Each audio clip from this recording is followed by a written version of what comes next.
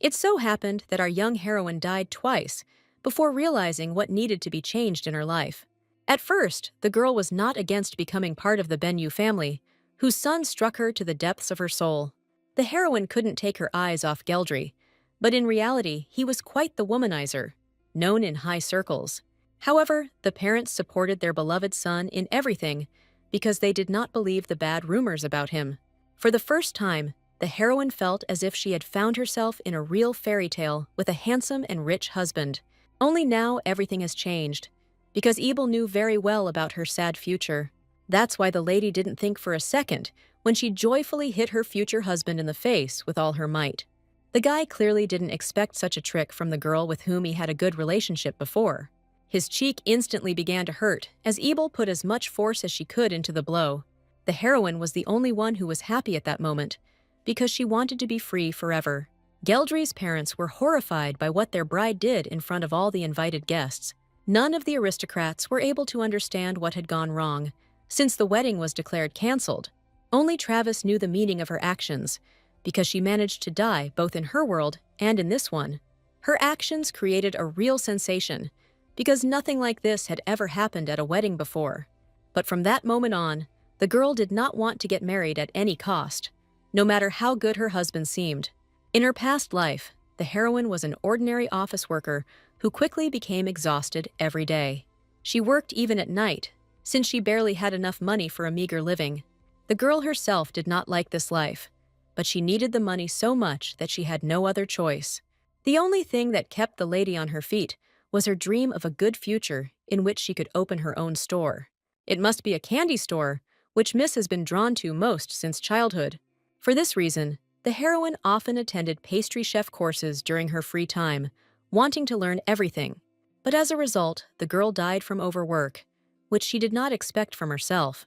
But fate did not abandon the heroine, because she was reborn in the body of a rich aristocrat named Abel Travis. She even had her own personal assistant, Belle Joyce, whose loyalty was legendary.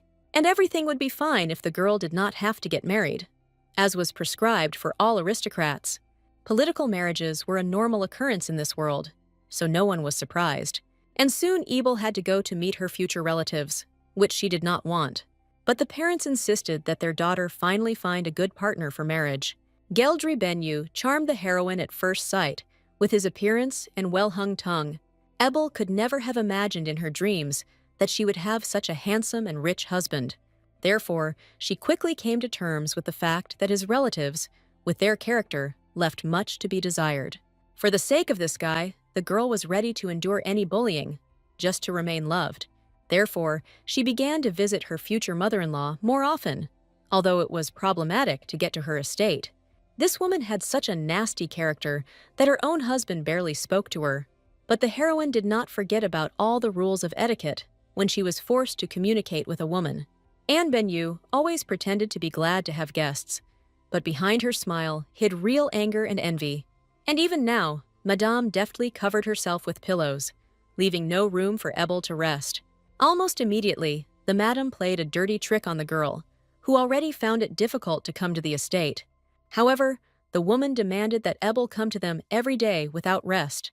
The lady had to smile happily at this lady so as not to spoil her relationship with her relatives, although in reality, she was horrified that such a woman gave birth to such a beautiful son. However, for the sake of the handsome Geldry, the heroine was ready to do a lot, so she decided to endure her mother-in-law's dislike. The woman was only concerned that her son would end up in good female hands after a decent marriage. But their conversation was not destined to end, because the assistant suddenly burst into the room. It so happened that the guy interrupted the ladies at the most important moment of the conversation, but they forgot about it. It turned out that the entire Travis estate, along with the people inside, had completely burned down within a few hours. At that moment, Ebel had not yet been reborn a second time, so she was not ready for such an event. The death of her parents upset her to the point of pain in her chest, even though they were not family to her. So soon, the sadness for the dead affected the entire heroine, who wanted to be happy, no matter how much Ebel strived for joy. Every time fate somehow threw something sad at her, she saw hope only in Geldry, whom she loved madly in her first reincarnation. It was to him that Travis threw herself into his arms at the moment when she was left completely without family and friends. Ebel was so hurt and lonely that she couldn't bear to look at any other aristocrat. The guy was only happy to support the girl who was soon to become his wife. He always tried to please other people, and Abel was no exception to the rule. Perhaps Geldry was simply taking advantage of the moment, but it was at that very time that he proposed to the lady. Benyu didn't want to wait any longer, because nothing better could happen in the girl's life. At that moment, the most important thing in the world for Ebel was to receive a proposal from her handsome lover. Therefore, the lady did not leave the guy's side, not caring at all that she was breaking all the rules of etiquette. Benyu himself doted on the girl, who struck him with her beauty at first sight. Ebel's happiness knew no bounds, because her dreams were coming true after a difficult past. This is how beautiful and magical their wedding was at the moment of the heroine's first rebirth. But soon enough, Ebel realized how short-lived her happiness and joy had been. After just a couple of months, a woman appeared at the Benyu estate who got on the lady's nerves. Geldry introduced her as Kelly Benyu, as this lady was his older sister who had returned from abroad. At first, Ebel reacted joyfully to the appearance of her relative, trying to make friends with her. But from the very beginning, the aristocrat's gaze slid extremely unpleasantly over her brother's wife. The heroine didn't even have time to realize how Kelly completely ignored her entire greeting. At that moment, Miss had no idea that all this was only the beginning of the horror in this family. She could only silently watch the impudent aristocrat who was not paying attention to her. Even then, Ebel felt awkward, but she tried to push away all the unpleasant feelings and emotions. However, the very next day, Kelly began to behave provocatively, provoking her young relative. The elder Benyu studiously ignored Ebel, whom she did not like from the first sight. And in this situation, the heroine could do nothing, because Geldry was captivated by his beautiful sister. Besides, around her brother, Kelly quickly pretended that she was actually white and fluffy, and the boy always believed his older sister, who seemed to him to be much smarter and wiser than himself. Meanwhile, even from her close friend Pansy Grant, the lady heard how her husband communicated with others. The guy was so friendly by nature that he saw nothing wrong with his conversations with the ladies. But girls didn't really like those who easily found common ground with others, even when married. Therefore, Grant advised Ebel to run away as fast as she could from such a husband, who essentially did not love her. The problem was that the heroine had nowhere to run, because all her money had burned down along with her family. Only the support of a close friend saved Ebel, who could not find peace from her worries. If Miss had only known that she could not be trusted even with Pansy, she would have behaved quite differently. Just yesterday they were talking sweetly to each other, and today the girl was making eyes at Geldry. But the worst thing was that the guy responded to the married aristocrat with his affectionate smile. This was the last straw for Ebel, who could no longer bear the numerous losses and betrayals. She loved both Benja and Grant, and this is how they both repaid her for this diligent love. In just a moment, the lady was in her room, which was the only place left where she could hide. The girl's head was constantly filled with the faces of those people whom she had begun to hate madly. The most offensive thing was that this list also included Pansy's close friend, who liked Geldry so much. Ebel's whole body was filled with indignation and anger, and her heart and mind demanded revenge. But fate once again decided otherwise, playing a very cruel joke on Ebel. As the lady fell down the cliff, her whole sad life flashed before her eyes.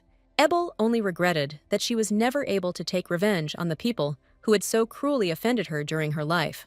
The girl could not change anything else, but, as we know, her story did not end there. All because the heroine was reborn again, and this time she did not marry the unpleasant Geldry. That is why, on her wedding day, she behaved so provocatively and brazenly in front of others. Benyu had no idea that his bride could have so much strength because of hatred. The guy was completely defeated at this moment, which should have been a happy moment for him. But the heroine decided otherwise, because now only her own life was important to her. No matter how much the groom's parents clutched their hearts, the lady did not feel sorry for anyone in this hall. She left the room with a calm soul, hoping that she would never see this family again. It just turned out that Ebel had almost no money left after the fire at the estate. But even this did not make the heroine, who had already died several times in a row, despair. Her dire situation required some serious thinking about what to do next with her finances. And a saving thought quickly came to Ebel's mind. She could open a candy store. Of course, the faithful servant immediately supported her mistress, who remained with her. Belle had no doubt that the aristocrat's intelligence and skills would lead them to success. Throughout the empire, desserts were always considered something terrible and were therefore banned for a time. But if only someone decided to bake sweets, there would definitely be no end to them after that. That's why the heroine was so happy that her dream from another world could finally come true. She wasn't even upset by the fact that the only building suitable for a store was in a dilapidated state. No matter what anyone said, the girl was full of hope that her candy shop would become the best in the city. And the assistant had no choice but to support her active mistress in everything. Together, they began to tidy up the premises, which they had acquired for next to nothing. The girls spent a lot of effort to drive out the rats and spiders from the rather old building. But soon their efforts were crowned with success, as the main work was finally completed. Belle had no idea that the old building could be transformed so much with just one cleaning. As a result, the store looked brand new, despite the fact that the premises were built many years ago. Now, the assistant was even more confident that their candy shop would quickly become popular. At that very moment, Ebel heard the ladies from the sidelines discussing her behavior at the wedding. The aristocrats were horrified by the way one noble lady treated the well-known marquise. The heroine wasn't too worried about this, because she wanted a different reputation for herself. She had enough moral strength to ignore all the unnecessary gossip about herself. Now, Ebel only had to wait for the first buyer to launch sales. So the girl responded immediately when she heard the doorbell ring. But it turned out to be a less than pleasant guest in the form of an old friend of the aristocrat. The lady was so busy that she completely forgot about this lady, who was known for her love of lies. And once again, Pansy gave a fake smile, trying to play on Abel's feelings. But Miss couldn't throw out the first customers, because a boy came with his friend. It turned out to be her young son, whose manners were many times better than those of his adult mother. The child himself said that his name was Gallic, and he was very happy to meet Ebel. The heroine was instantly delighted at the sight of a boy capable of winning any heart. Pansy wasted no time, as she immediately began to talk about her poor friend's condition. The aristocrat decided that without marriage with Geldry, Ebel could not do anything on her own. All the girl's words settled like poison in the heroine's soul, who became increasingly angry because of this. But Travis couldn't say anything to the first customers, for fear of scaring off the rest of the customers. She merely reminded him that Pansy had so much time on her hands because of her husband's constant infidelities. These words hurt the aristocrat so much that she forgot all her original plans. Pansy refused to believe that her husband was not as faithful to her as she always thought. But at that moment, the heroine was so cruel that she had no intention of sparing the lady's feelings. Grant, of course, couldn't just let such claims go without proper verification, but it was only to the heroine's advantage that the girl eventually left her store alone. Even from her past life, Ebel clearly remembered that she had not been mistaken about her former friend's husband. She personally witnessed the scene of the quarrel when Pansy was sorting things out with her husband's mistress. But the lady completely forgot that Grant had not taken her little son with her. Travis had no idea how to deal with children who were on the verge of hysterics. No matter how smart Gallic was, he was ready to burst into tears because of his mother's absence. Ebel only sighed heavily when she realized that responsibility for the child was now hers. The boy was obedient, so he quickly calmed down when the conversation turned to his mother. Until then, the heroine planned to appease the child with sweets so that he would not be sad. As soon as Gallic tasted the cookies, he was so delighted that his tears dried up. Ebel knew perfectly well that this taste did not exist in this world, because she brought it from her own. The boy was delighted with the sweetness, which he had never tasted before. Like all children, he loved tasty things, but in the Empire, there were too few of them for true enjoyment. That's how, in just a couple of minutes, Ebel easily brought a cheerful smile to the little child's face. The girl couldn't believe that her terrible friend gave birth to such a cute boy. At that moment, she heard the doorbell and decided that it was Pansy who remembered her son. But the reality turned out to be much worse, because Geldry decided to visit the girl with flowers. Ebel wasn't thrilled to see a guy with a bouquet, even though she loved such beautiful flowers. It was important for Benyu to know what exactly he had done wrong that had caused the lady to turn away from him not long ago. The guy was ready to do anything to get back his beautiful bride, who ran away from the wedding. Ebel still had no immunity to such handsome men, but she tried not to give in. The girl remembered too well how much pain this guy had caused her in her past life. That's why she honestly admitted to him that she wasn't even going to look in his direction. Geldry couldn't believe that the girl thought his family were such terrible people. But the lady's face was as serious as ever, so it was clear that she was not lying. Ben-Yu needed at least one reason that would explain everything that was happening to him from a logical point of view. Suddenly, Gallic stood up for the store owner, amazed by her delicious sweets. The girl was genuinely happy to see how selflessly the boy protected her. Geldry had never fought a child before, so he was noticeably confused by this. Belle then took the lady's side, as she also didn't like the behavior of the pestering Marquise. So the guy didn't have any more chance to talk to the girl in any way. He was thrown out of the store with such speed, as if the Marquise was lighter than a feather. At the same time, the heroine resourcefully kept for herself the beautiful flowers that she actually liked.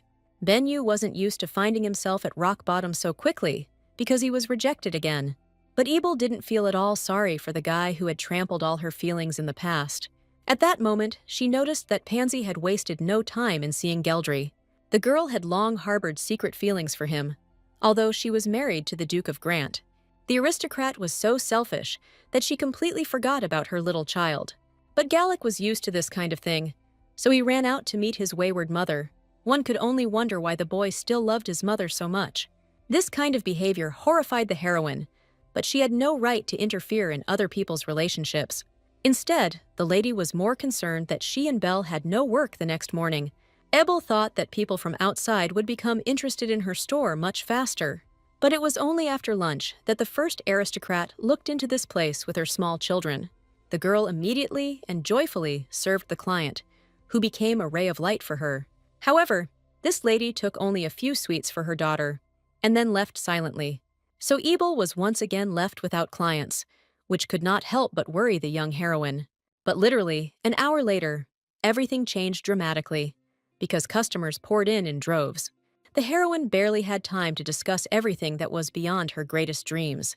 The lady quickly guessed that all these children learned about her sweets from that very Gallic. So her kindness to the boy paid off 1,000,000 times over in one day. Of course, the women brought their children because they really liked the sweets.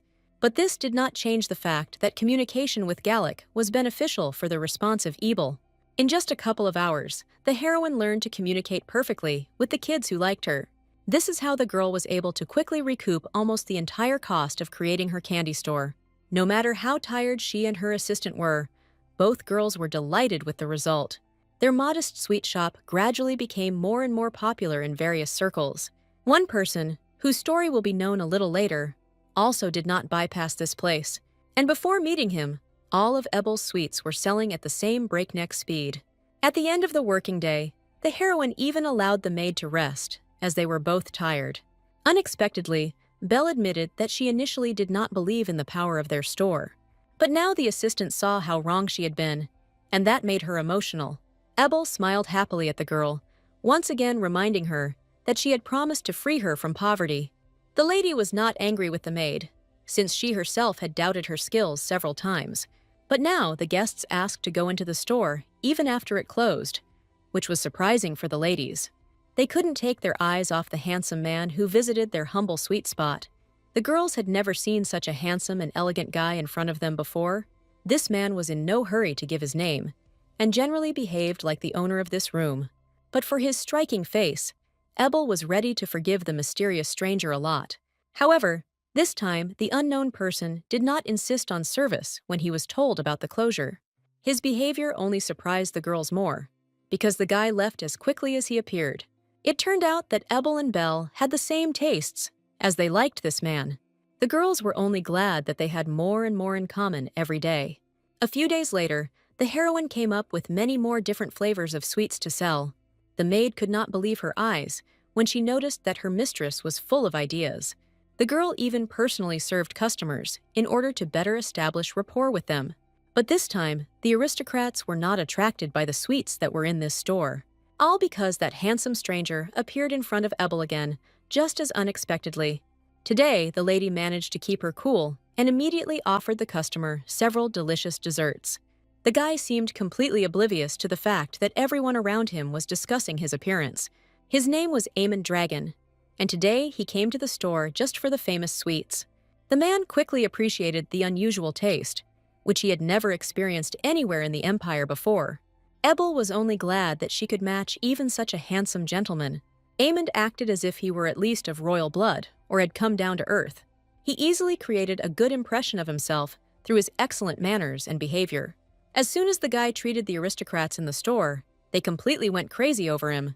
But the guy went much further because he said that he buys all the sweets in the store. For the first time in her life, Ebel met such a rich client, which caused her a real shock. The guy's soft smile attracted my gaze and made it impossible to refuse him. Therefore, the heroine quickly ordered her assistant to fulfill any wish of the rich buyer.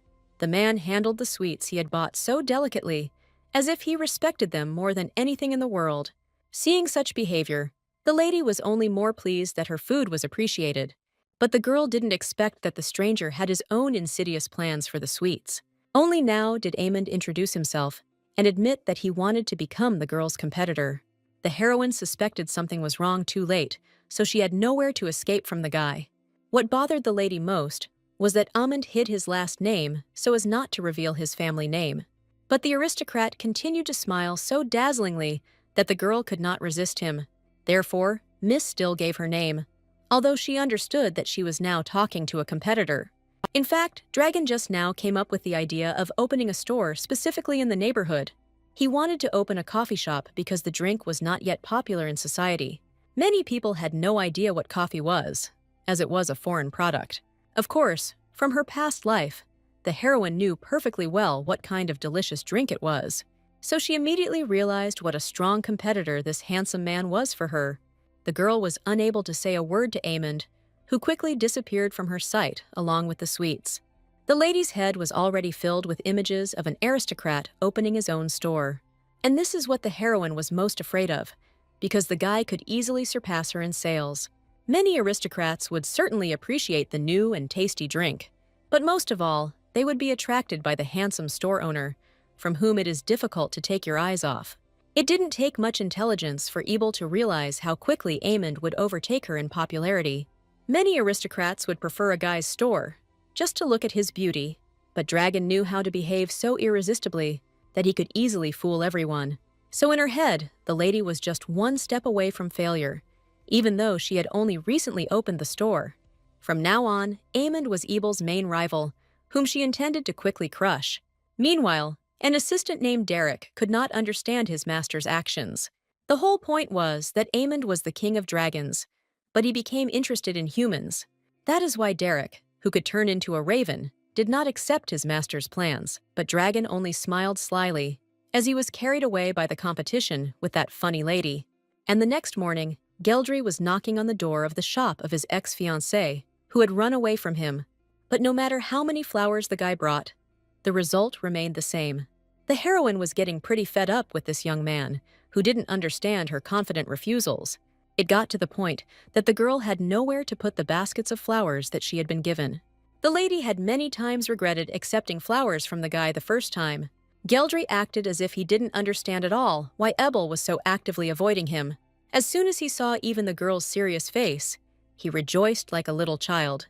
Benyu kept trying to prove to Travis that he really did miss her presence to the point of madness. But the heroine didn't feel any pity for the guy from whom she suffered a lot in the past. No matter how much Geldry begged the girl to return, it was all absolutely useless.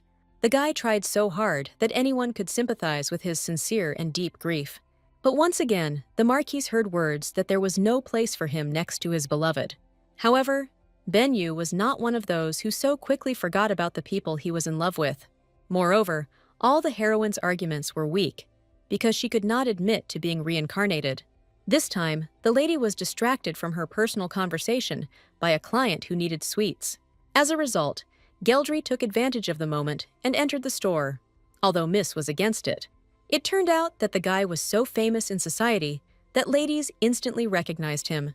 He was ready to communicate with each Benyu so nicely, as if he was determined to build a relationship. Ebel was seething with anger as she watched Geldry cooing with the other ladies. But the guy seemed not to notice Travis's furious gaze, continuing to smile sweetly at the others.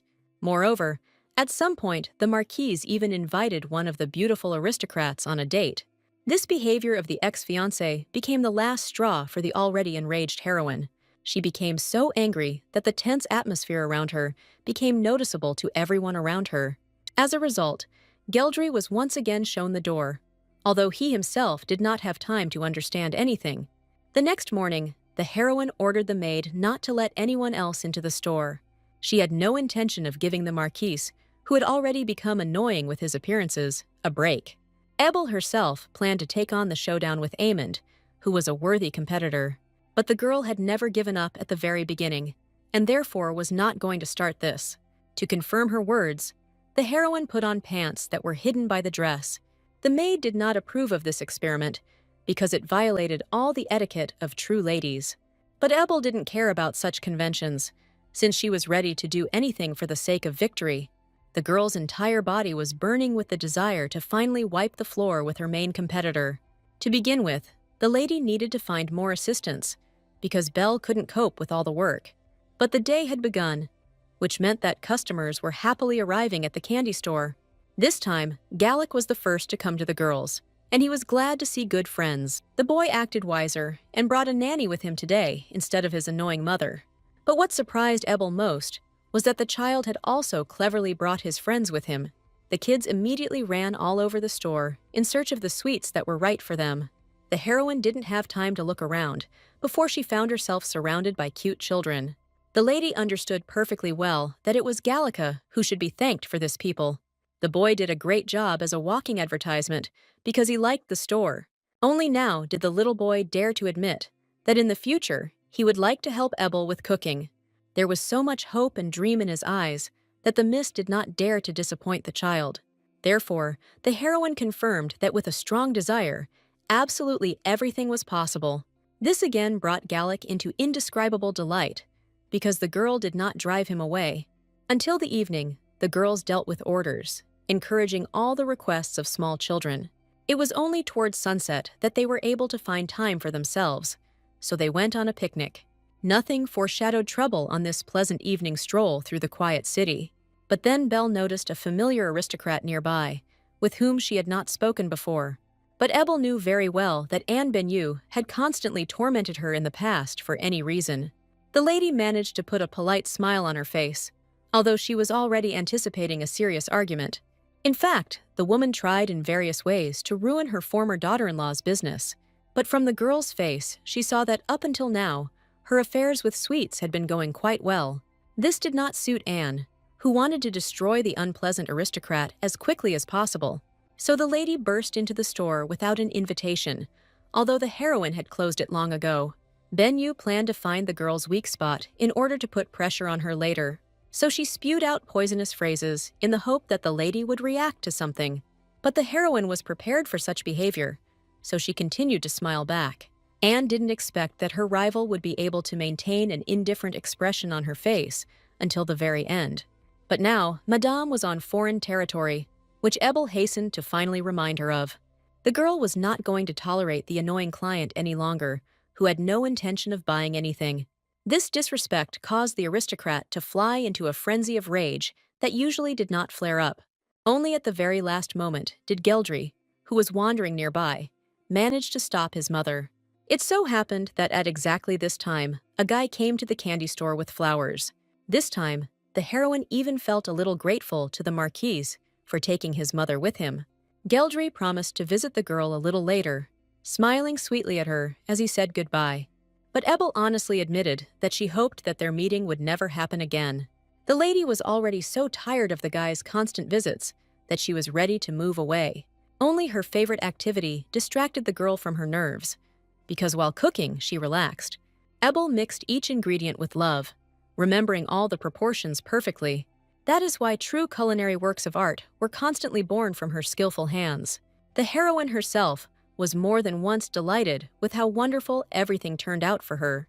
The lady was lucky, and just recently, the emperor lifted the ban on the sale of sweets in the empire. So now Mrs. Little Business was gradually gaining momentum in sales. Belle supported her beloved mistress in everything, as she was delighted with her ideas. It seemed like these two girls could handle any challenge as long as they stayed together. As time went on, the queues at Ebel's store grew longer and brought in a lot of money. The aristocrats never stopped praising the heroine in the hope that she would become their daughter-in-law. It got to the point where Belle had to close the store in front of customers.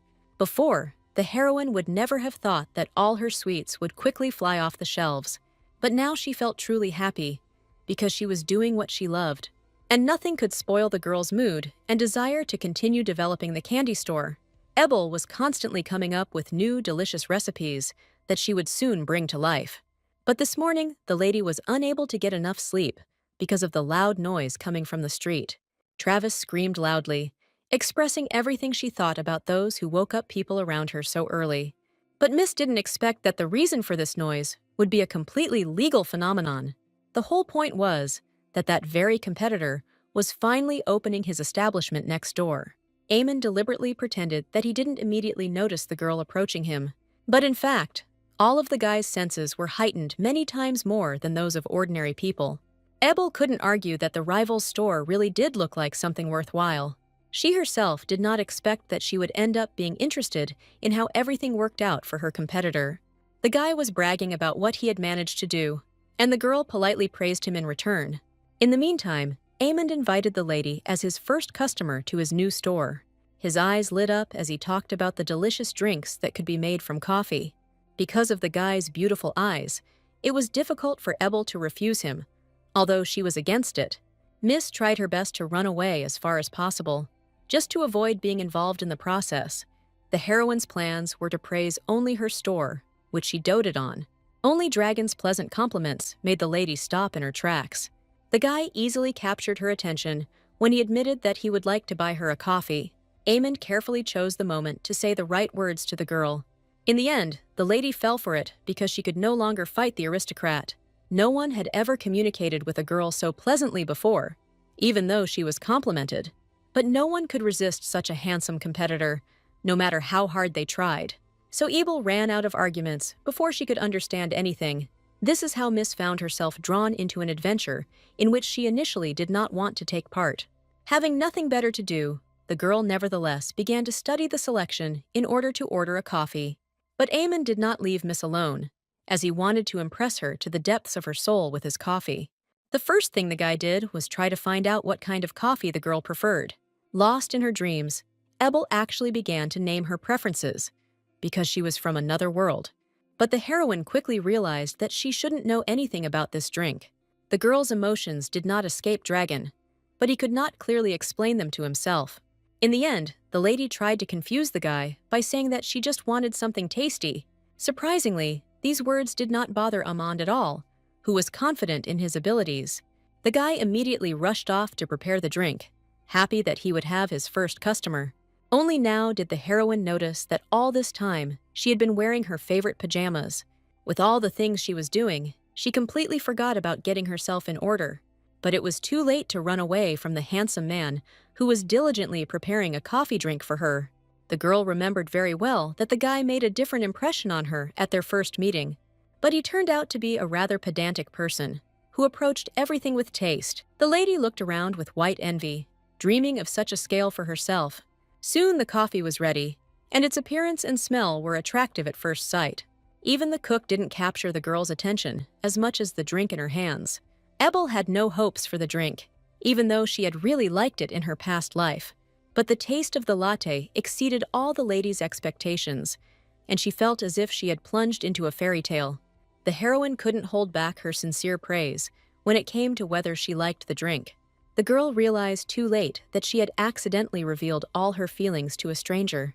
It turned out that it took Eamon just a few seconds to study all of the girl's preferences. He would have liked to continue this conversation, but Travis could no longer withstand his beautiful gaze.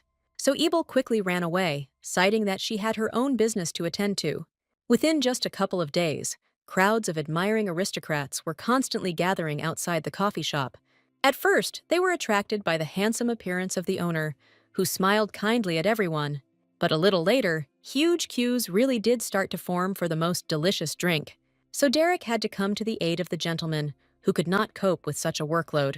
The assistant was wary of the Dragon King being in human company, but Aemond was so carried away by his occupation that he no longer saw himself outside of this pleasant atmosphere. Therefore, Derek had no choice but to indulge all the master's desires.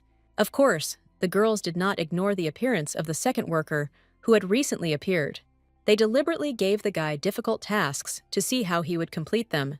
Every time Derek was consumed with shame about this, but he tried to do everything possible for his clients.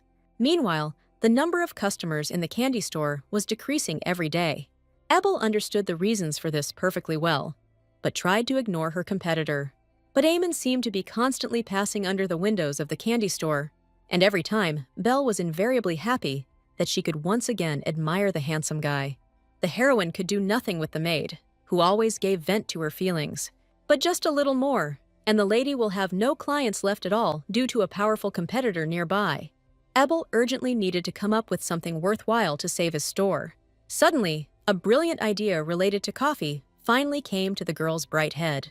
The idea was for the two stores to collaborate so that each could continue to exist. In this way, customers will gradually move from coffee to sweets and vice versa. Dragon immediately became interested in the offer that his wise neighbor made to him. But Ebel didn't expect that Amund would set her conditions for concluding the agreement. And the first of them was that the lady should from now on call the guy only by his first name. The Dragon King did this because he currently perceived Miss as a victim. If the heroine wanted to save the store, she had no choice, so she agreed. The girl's obedience appeased Aemond, who had not expected such a quick result. In fact, this collaboration was doubly beneficial for him, since the guy wanted to communicate. But Ebel was afraid that the aristocrat's last condition might become too serious for her. But Miss only needed to sell some of her sweets to exchange goods.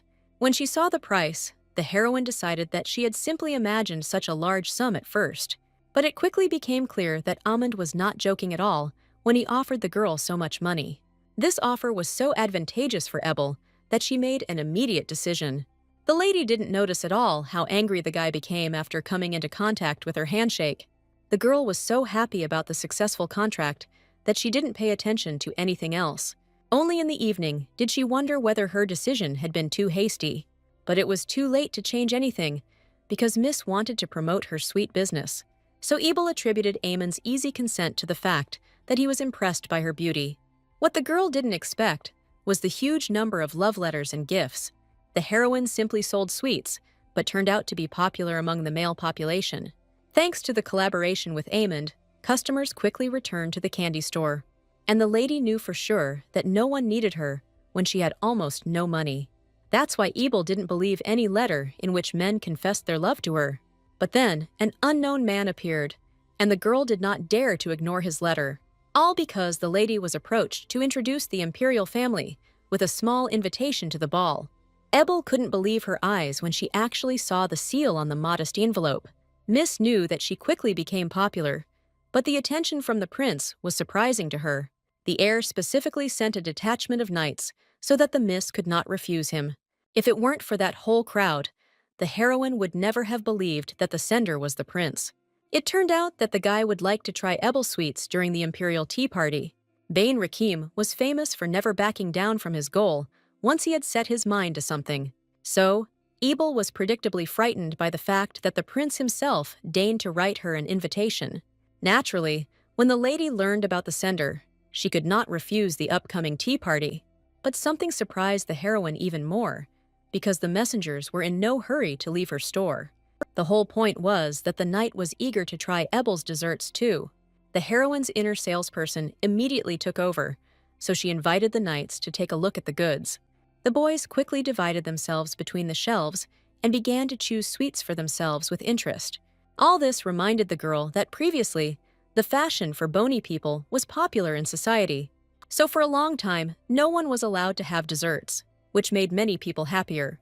As soon as the knights left, the girl was overcome with the realization of the situation she had found herself in. But the neighboring store had no idea about the honor that Ebel had been awarded. Aemon laughed heartily at the assistant, who grumbled but did his job well.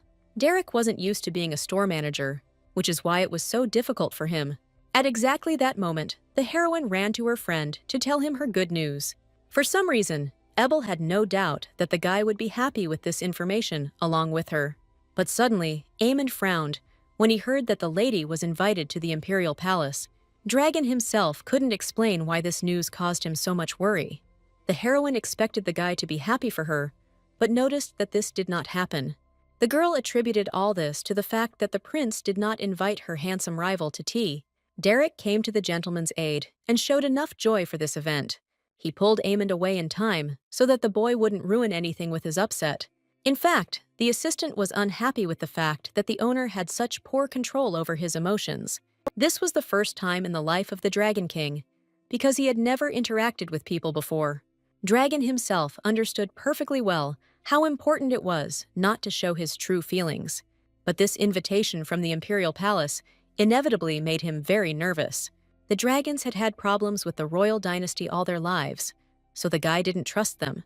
That's why it was so difficult for Aemond to be happy for the girl, no matter how much he wanted to support her.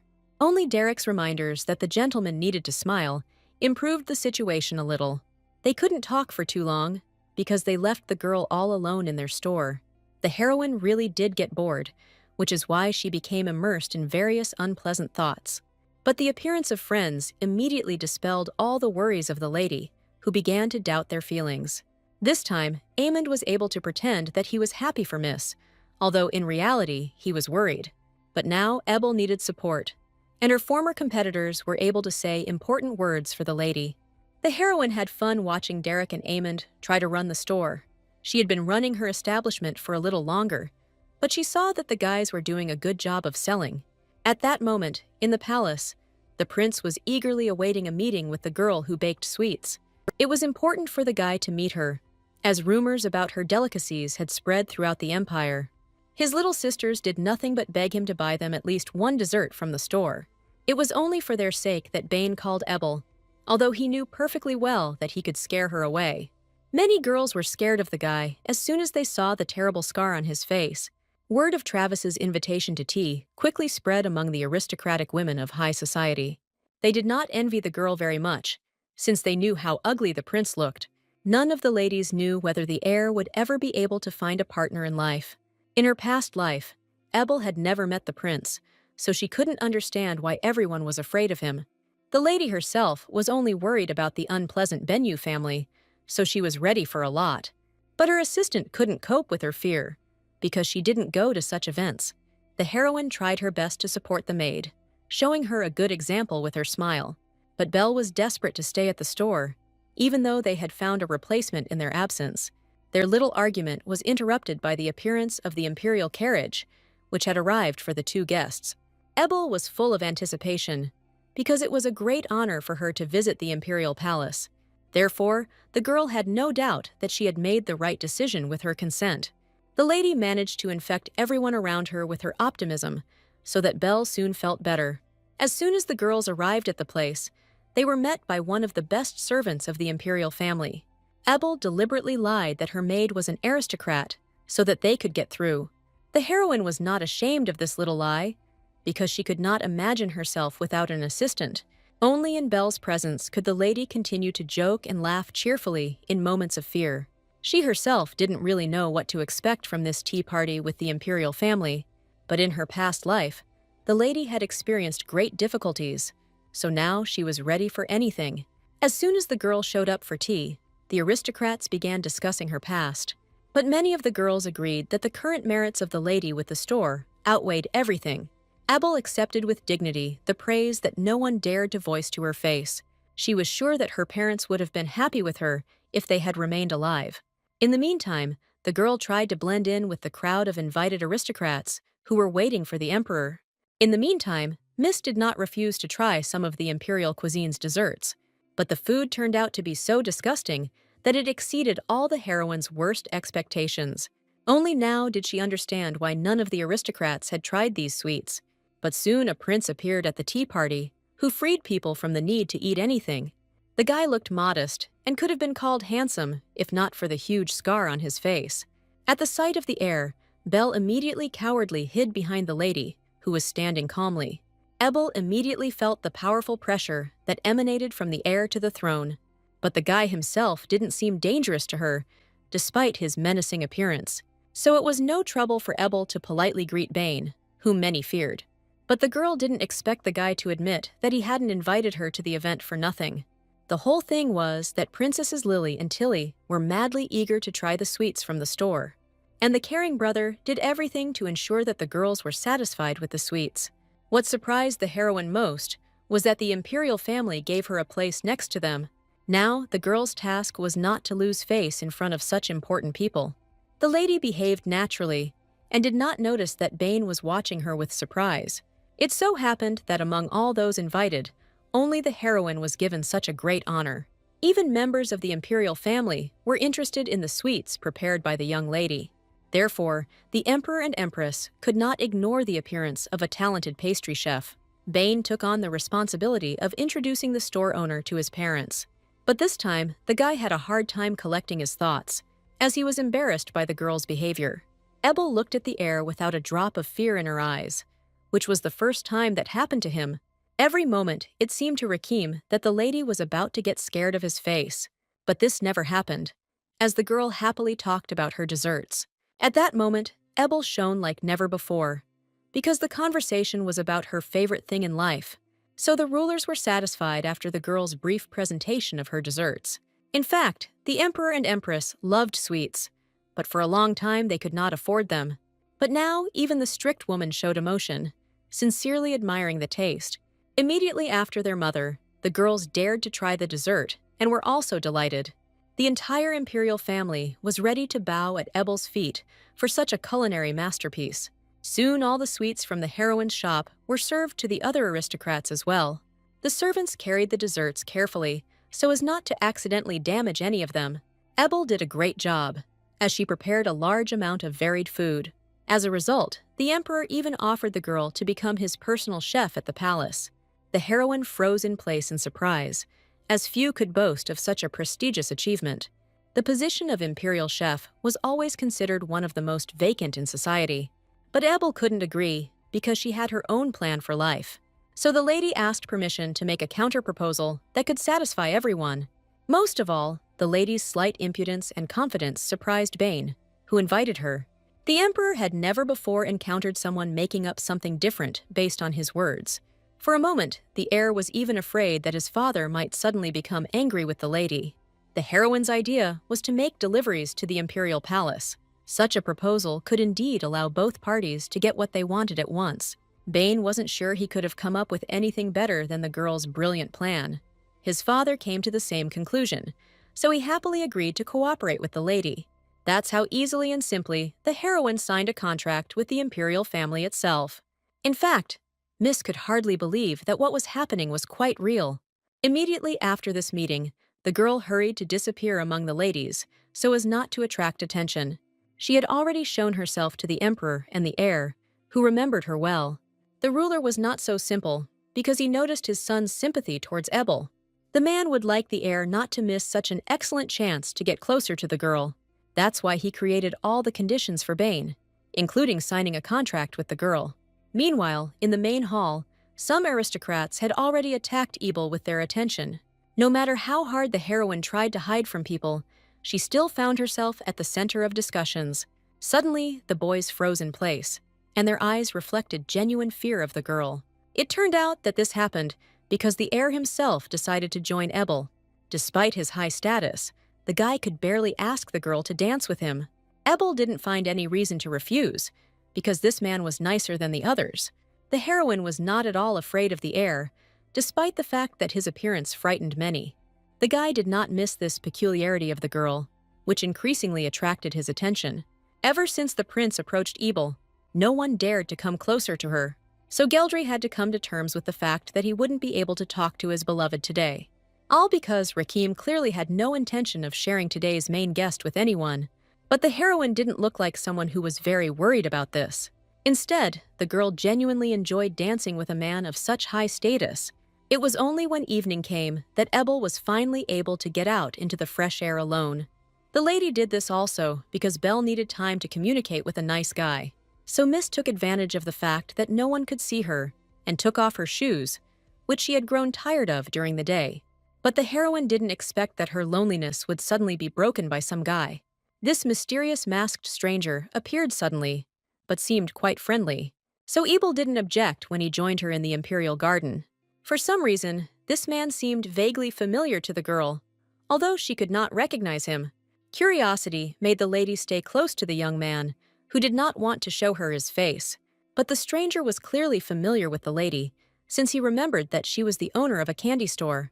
As a result, the lady herself did not notice how this attractive man persuaded her to dance.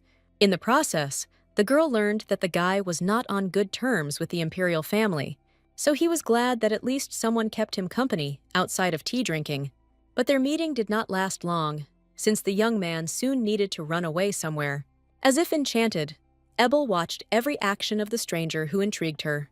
Therefore, the heroine hastened to find out the name of the man who ran away from her so quickly. Instead of an answer, Miss was overcome by a slight smile, as the guy promised to tell her his name next time.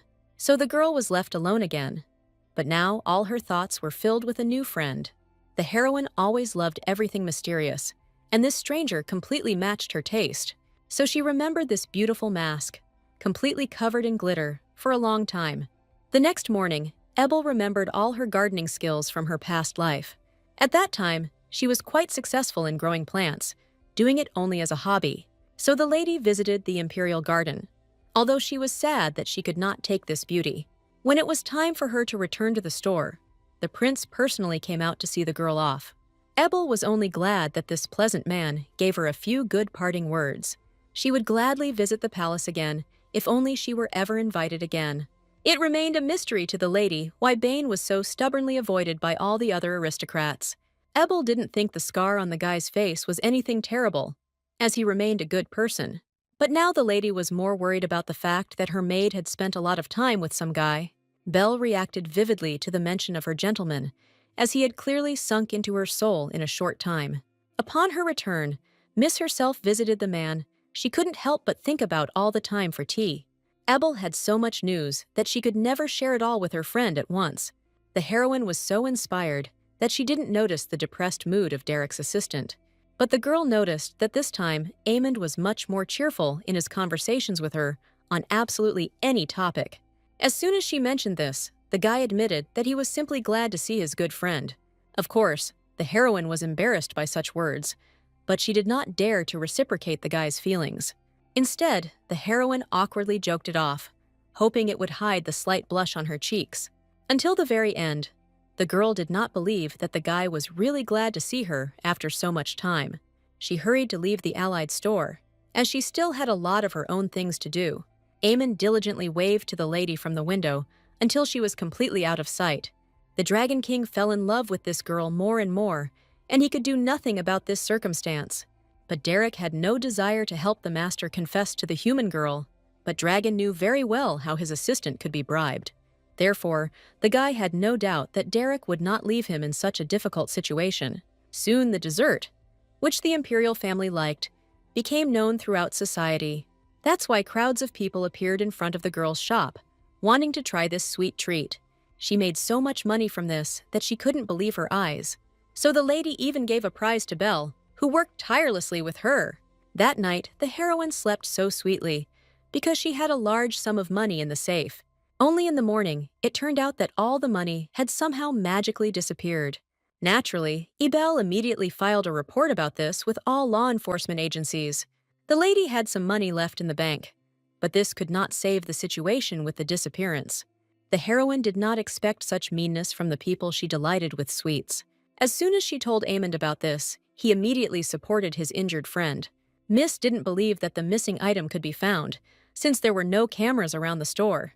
But the guy acted as if he had one surefire plan to find the missing money. His behavior interested the girl, who had already begun to plunge into the abyss of despair.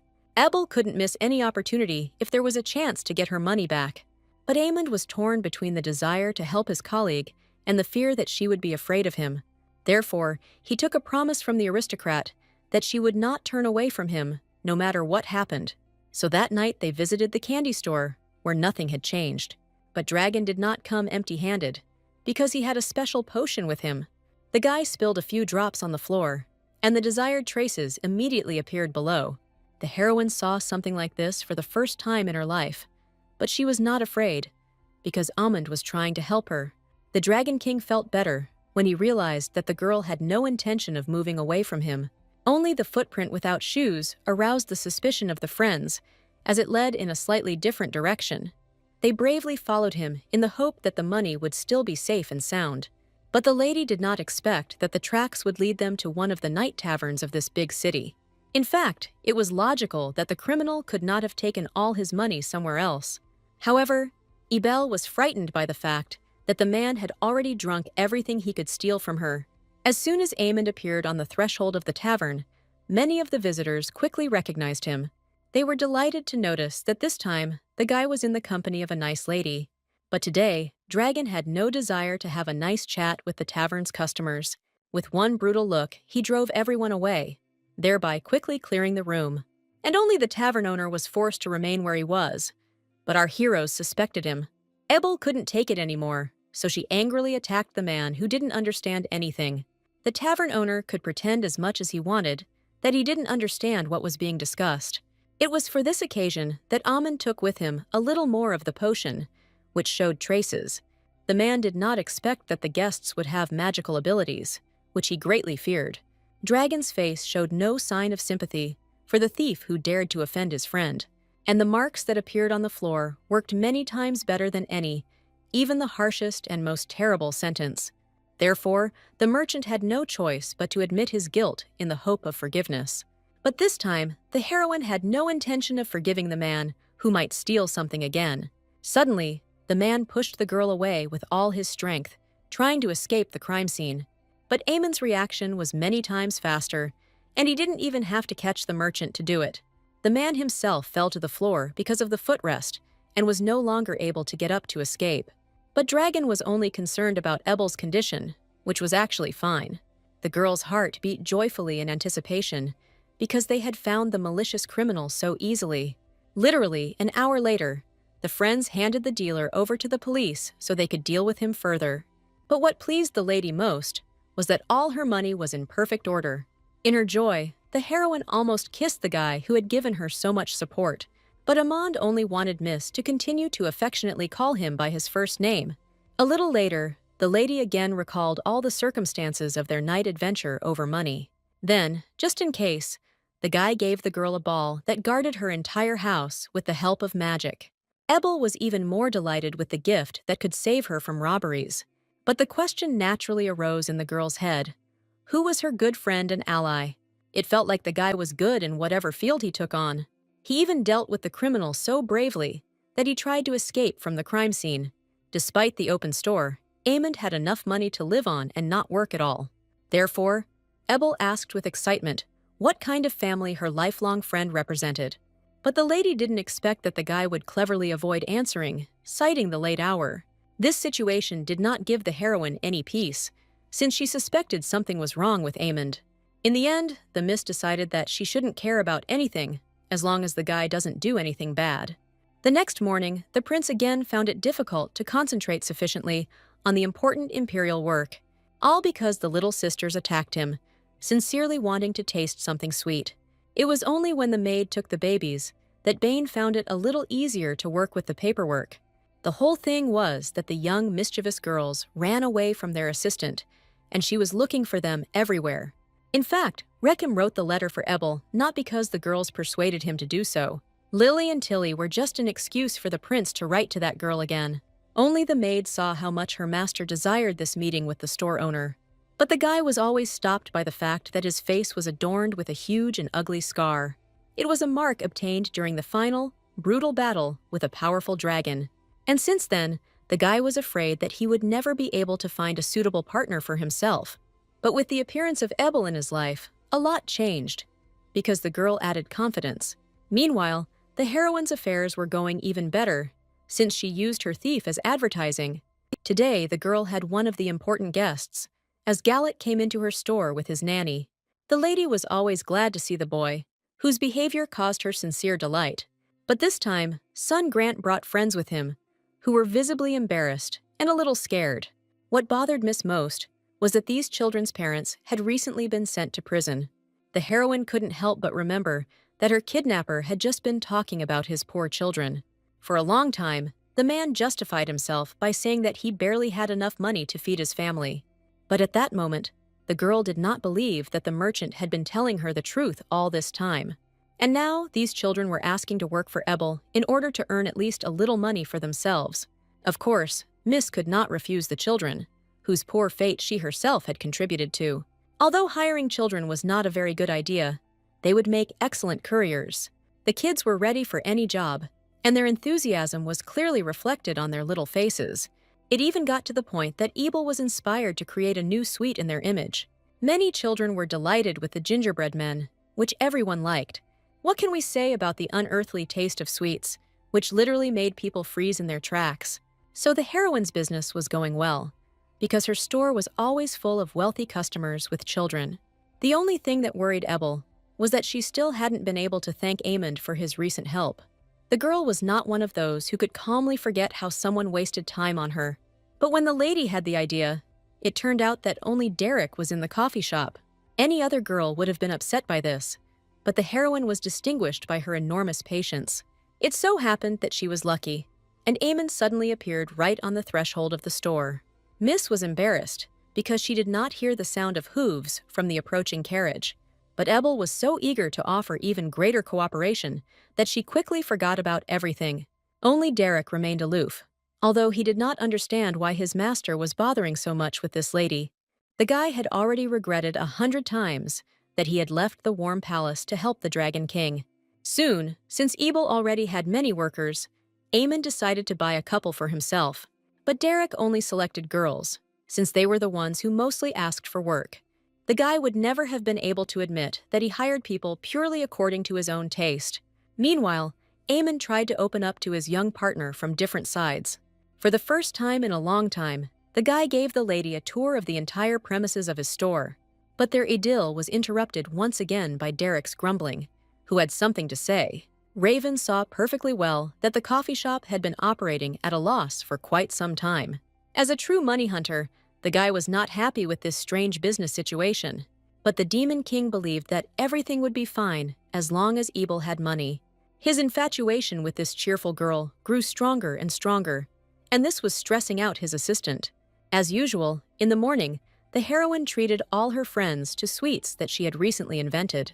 The girl needed an expert opinion on whether they were leaving them for sale, but Amond always lost his critical thinking around the lady, so he couldn't help her in any way. The heroine was constantly surprised by the fact that the guy was ready to eat absolutely any of her desserts. She sincerely didn't understand whether her ally really loved sweets that much. Until now, Ebel has not come any closer to figuring out who her friend really was. The girl had so many worries that she didn't even have time to develop a detective theory. Lately, everyone has been talking about her trip to the palace to see the prince, who was known as a terrible person. The aristocrats, who had never seen the heir, imagined him as a real tyrant. Ebel knew how far the ladies were from the truth, but she couldn't convince everyone around her. Every evening was the same for Miss, as she constantly burned love letters from Geldry. The guy wrote confessions with such frequency that any typewriter would envy him. The heroine would prefer to get rid of the Marquise, whose appearances brought confusion. But she didn't expect that Belle would suddenly have a couple of surprises in store for her mistress. Lately, the lady had been so focused on her work that she hadn't noticed the maid's behavior. So it came as a surprise to her when the girl became engaged to an aristocrat named Bryce Dan.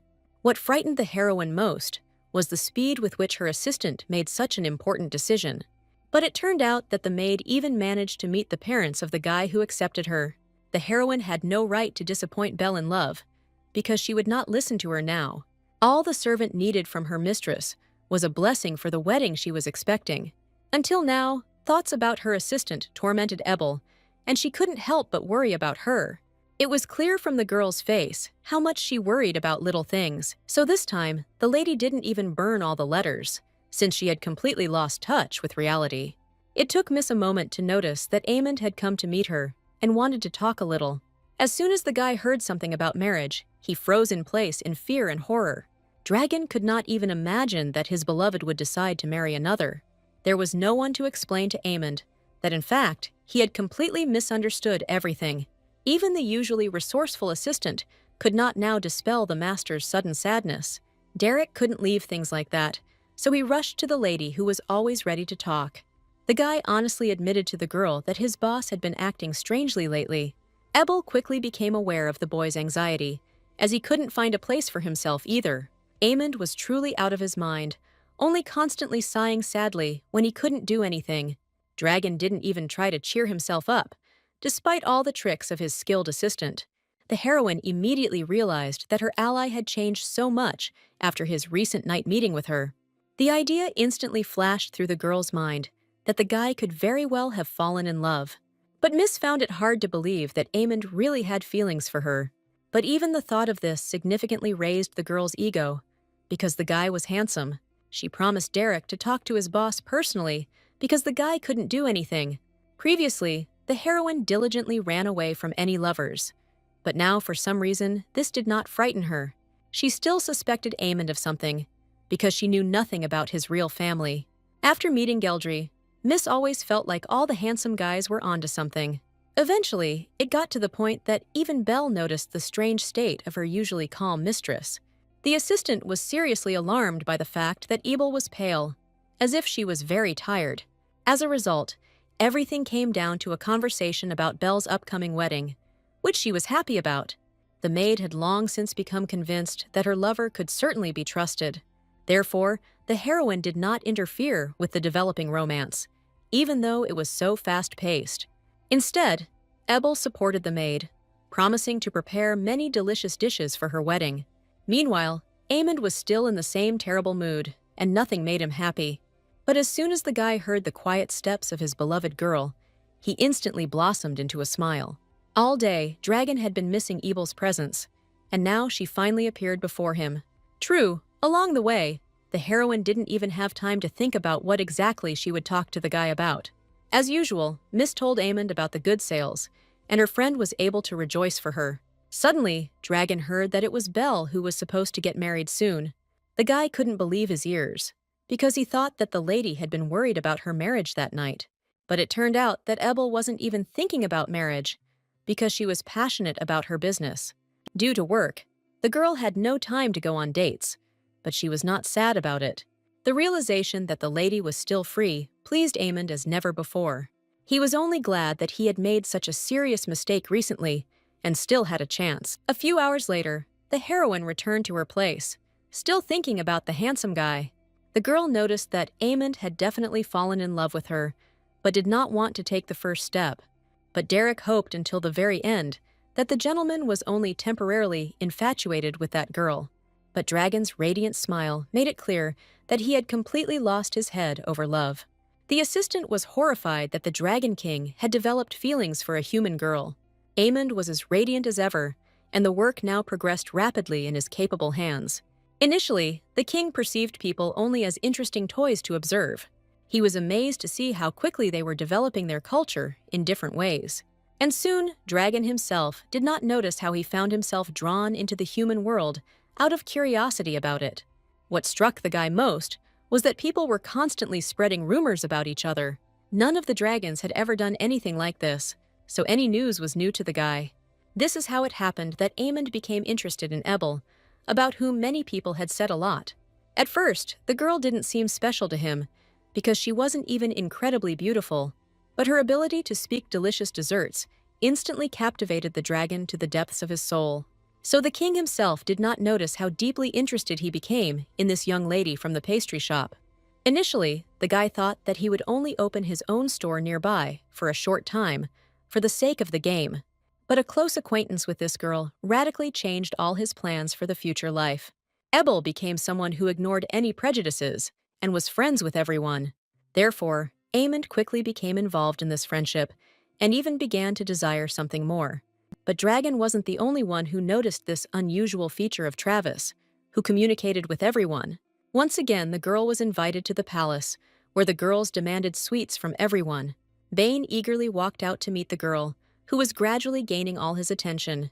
But Ebel had no idea why the prince had actually invited her to visit. She spoke enthusiastically about the desserts she had brought with her this time. The girl was even able to name several products that she used directly from the plants. Both princesses were delighted with the sweets, which became better each time. Even Rakim, with his many years of experience, had never seen anyone make sweets so skillfully. But everything came so easily to the heroine, as if there had been nothing complicated about this matter from the very beginning. But the lady wasn't prepared for the question of how she knew so much about ingredients. The whole point was that in her past life, the heroine had studied this skill extensively in courses. But there was nothing like it in this world, so Bain considered Mrs. Skills a real miracle. It was only because the guy turned out to be talkative that Ebel managed to quickly change the unpleasant topic. This time, Rahim immediately tried the desserts that the girl had brought with her with pleasure. Travis enjoyed seeing people around her, enjoying her culinary creations. It all got to the point where the heir didn't want to let the girl go back to the store.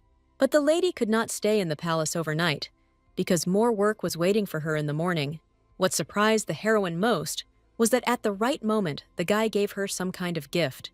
As soon as Ebel opened it, she froze in place from the sheer shock that was written on her face. Bain did his best and bought the girl an incredibly expensive and exquisite necklace. Travis's honesty prevented her from accepting such a precious gift, which she felt was undeserved. But this time, the prince had no intention of backing down, because the necklace was a kind of proposal. Ebel realized with horror that this guy had also recently had feelings for her. This is why Bain would like to see the girl as his wife in the future. Rekim's problem was that he forgot to ask what the lady really wanted. So with his stubbornness, he drove Ebel into a corner, and she meekly accepted this gift. The guy himself had no idea that his actions had only further alienated Miss from himself. Everyone around had already noticed the young man's budding love, so they were happy for him. Bain was a shy guy by nature, so he didn't really talk about his feelings. However, he had to admit to his mother that he had managed to give her an expensive necklace. At first, the woman was not against it, because it meant that her son was ready to marry. But she was not pleased with the fact that Bain had turned his attention to the aristocrat from the pastry shop. As expected, the empress did not like the difference in status, but she said nothing. However, the heir understood everything perfectly well without words, because his mother wanted a different pair for him. But the guy couldn't get Ebel out of his head, and there was no incredible joy on her face. Only now did the prince begin to worry that he might have ruined his relationship with the girl. That evening, the heroine really couldn't take her eyes off the expensive gift. She remembered well how serious the heir had been when he handed her this jewel. But the girl wasn't ready for marriage, let alone ruling an empire. Ebel had long been accustomed to the fact that many could consider her pretty because of her appearance. But the acquired popularity exceeded all the lady's expectations, since she had so many suitors. The next morning, the lady needed Amon's magic because she wanted to try a new recipe. But the guy, out of spite, did not agree to all the financially beneficial offers. What surprised Miss most was that he simply wanted to call her by her first name freely. This permission cost Ebel nothing, so she eagerly agreed to these conditions. The girl was much more interested in business, but she couldn't avoid the goosebumps that came down her spine from hearing its name. Travis quickly became embarrassed by the sexual pressure her ally was putting on her. Amond only became more amused at Travis's reaction, but tried not to overdo it. No matter how sweet the hot-tempered Ebel seemed to him, the guy would like to maintain a relationship with her. This time, the lady needed ice magic to keep people from burning their tongues on hot chocolate. Ebel's idea was sure to please everyone due to its original simplicity. Amond never ceased to be amazed at how brilliant the girl's thoughts were.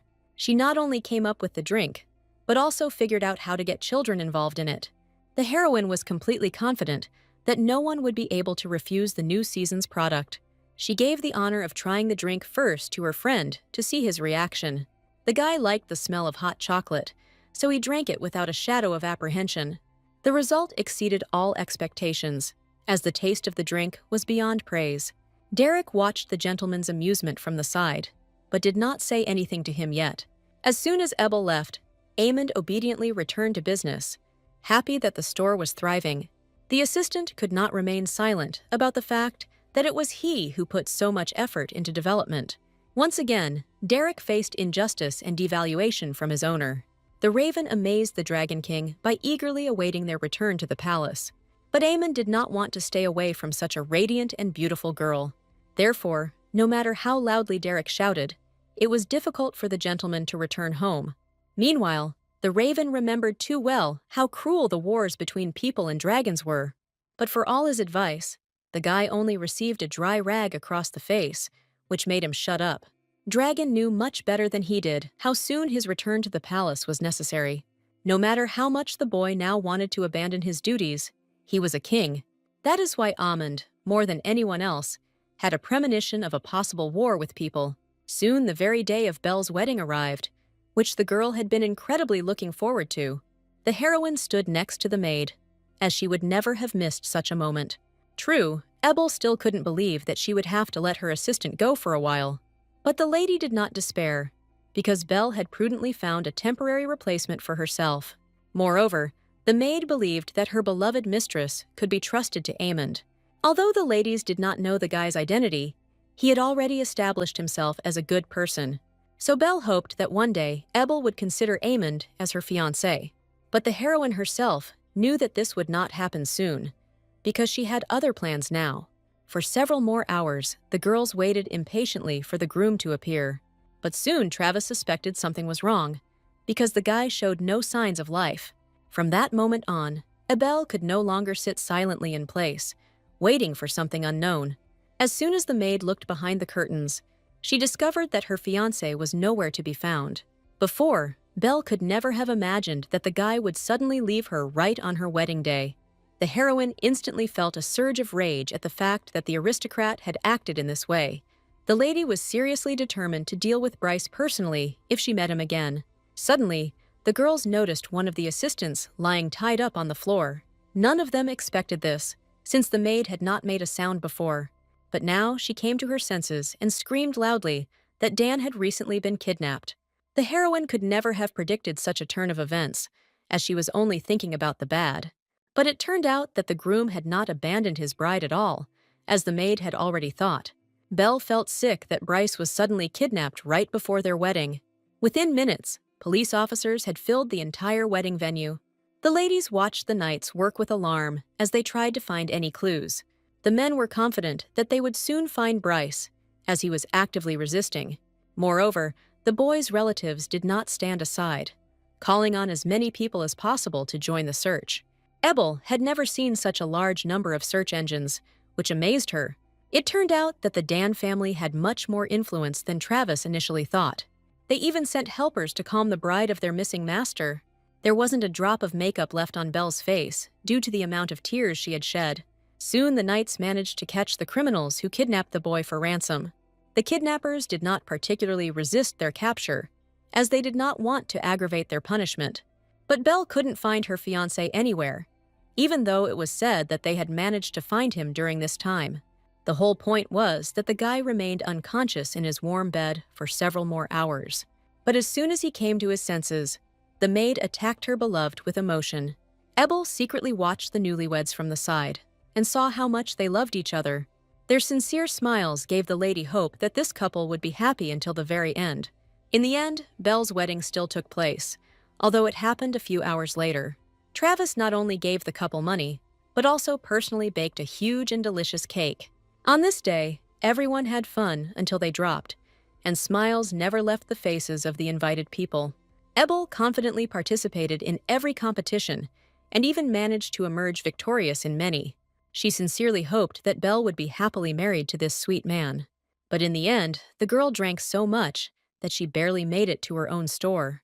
The lady wasted some more time trying to open the door with trembling hands. As a result, Ebel got angry and picked the lock, remembering about the protection too late.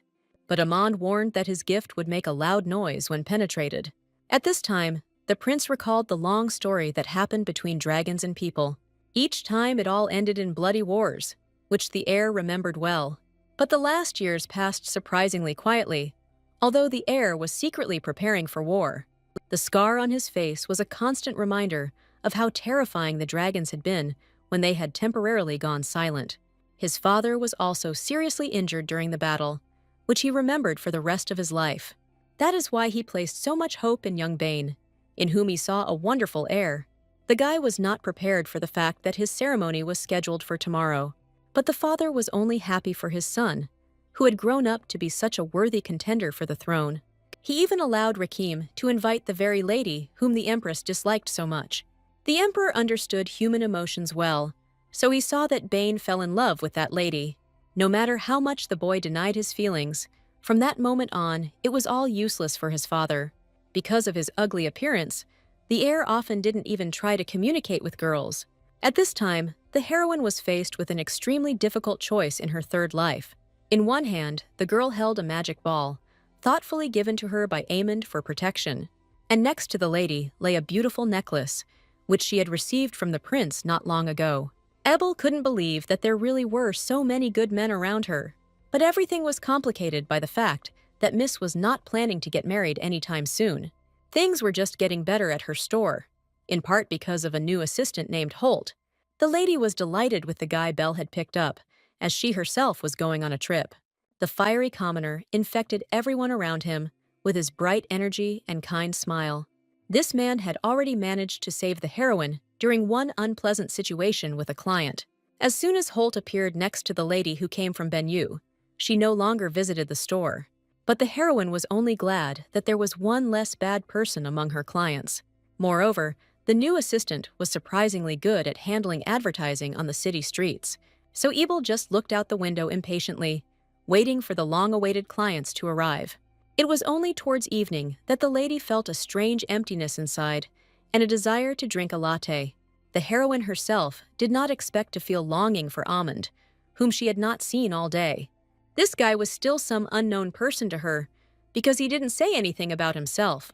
In contrast, the prince seemed practically an open book, as he was known to everyone. However, during the coronation, the girl still decided to return the necklace given to her, but the miss could not take her eyes off the prince, who had been appointed such a high title. Ebel watched with delight as her majestic friend held his head up proudly. All this time, Bane was looking for Ebel in the crowd of people, with whom he would like to talk later. This made the girl feel awkward, because she had planned to return the heir's gift. At the most inopportune moment, the heroine heard Geldry's annoying voice somewhere in the crowd. The guy was ready to swear that he had recently seen the pink top of his ex-daughter-in-law's head. But the heroine did not plan to communicate with him, so she ran away from the ceremony too early. Information about this reached the prince, who a little later tried to find the girl. The guy took her behavior personally, no matter how much the assistant tried to console him. The worst part was that Bane didn't even have anyone to ask for relationship advice. It wasn't just Rakim who was grieving at that moment, because Travis was ready to die out of shame. Not only did she not give up the necklace, but she also realized that she missed her ally. At exactly this time, the guy suddenly appeared in front of the lady who was whispering his name all alone. The lady could not hide from her friend her worries about the fact that someone was in love with her. Of course, Aemond would like to know as much as possible, but Miss kept the secret from him. Ebel lied that she needed a love potion just in case, otherwise she had become too popular. In fact, Dragon himself was worried about this topic, but he had not confessed anything to the girl before. Only now Aemond could not help the lady with magic, as he had done before, but he could lift Ebel's spirits by preparing an extremely tasty drink for her. The guy constantly tried to do everything to ensure that the heroine would not be sad about anything in life, and the girl was pleased to watch Aemond's beautiful back, which always supported her. Only after some time did Dragon admit that he had left for a while to tidy up the house. He couldn't tell anyone that he was a king, so he explained everything in a rather veiled manner. During the ruler's absence, some dragons dared to behave too noisily, and Amon could not forgive them, since he had given clear orders that they should be hidden. This is how Dragon got rid of the dirt in the entire house, although his heart was heavy because of it. Of course, the heroine thought that the guy was simply personally cleaning out his huge estate. The girl was impressed by the scale her friend described. Although she was not a materialistic person, the heroine was still desperately eager to find out at least some information about her harmful ally. And this time, Aemond was ready to make contact, provided that the lady answered his question. The girl was interested in such a deal, which could well be beneficial for both of them. More than anything in the world, Dragon was interested in knowing what kind of letters Miss had burned back then. But Ebel wasn't ready to admit to her friend that her ex-fiancé was still stalking her. The guy immediately noticed that the heroine did not answer him, instead abruptly changing the subject. The girl jumped up from her seat in excitement, just so that her friend wouldn't have time to figure out anything.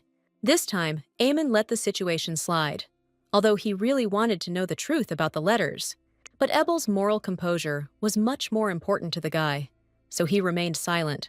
Due to a shortage of hands, the heroine quickly dragged Aemond into the cooking, who did not have time to escape from her. In fact, the guy wasn't even against it, since he was interested in everything related to people. So he cautiously inquired what kind of person the current heir to the throne was. Ebel had already met that guy several times, so she had already formed an impression of him. Despite the terrible scar, the lady saw in him only the handsome and kind prince of the empire. Dragon didn't like the fact that the girl spoke well of his potential competitor. Moreover, Ebel became lost in her dreams and compared Bane to the cake they had prepared together for their tea party. For the first time in his life, the Dragon King heard someone compare people to delicious food. However, the aristocrats were unable to appreciate the dessert, which this time looked suspicious. The burnt crust of the cake suggested that the lady had clearly done something wrong while preparing it. But in reality, all of this was part of the heroine's larger plan, so she was confident in herself. The girl insisted that everyone try at least a piece of this new recipe. To everyone's surprise, the first to dare to do this was the emperor, who was very fond of sweets. The delicate filling, combined with a firm crust, instantly won the heart of the empire's ruler. So soon, every person in the room admitted that Travis had talent from birth. The emperor could not be more pleased that he had finally found an excellent chef in the empire. Moreover, this girl caught the eye of his son, so she could become empress in the future. Although Ebel was not the most beautiful, her personal qualities more than complemented everything else.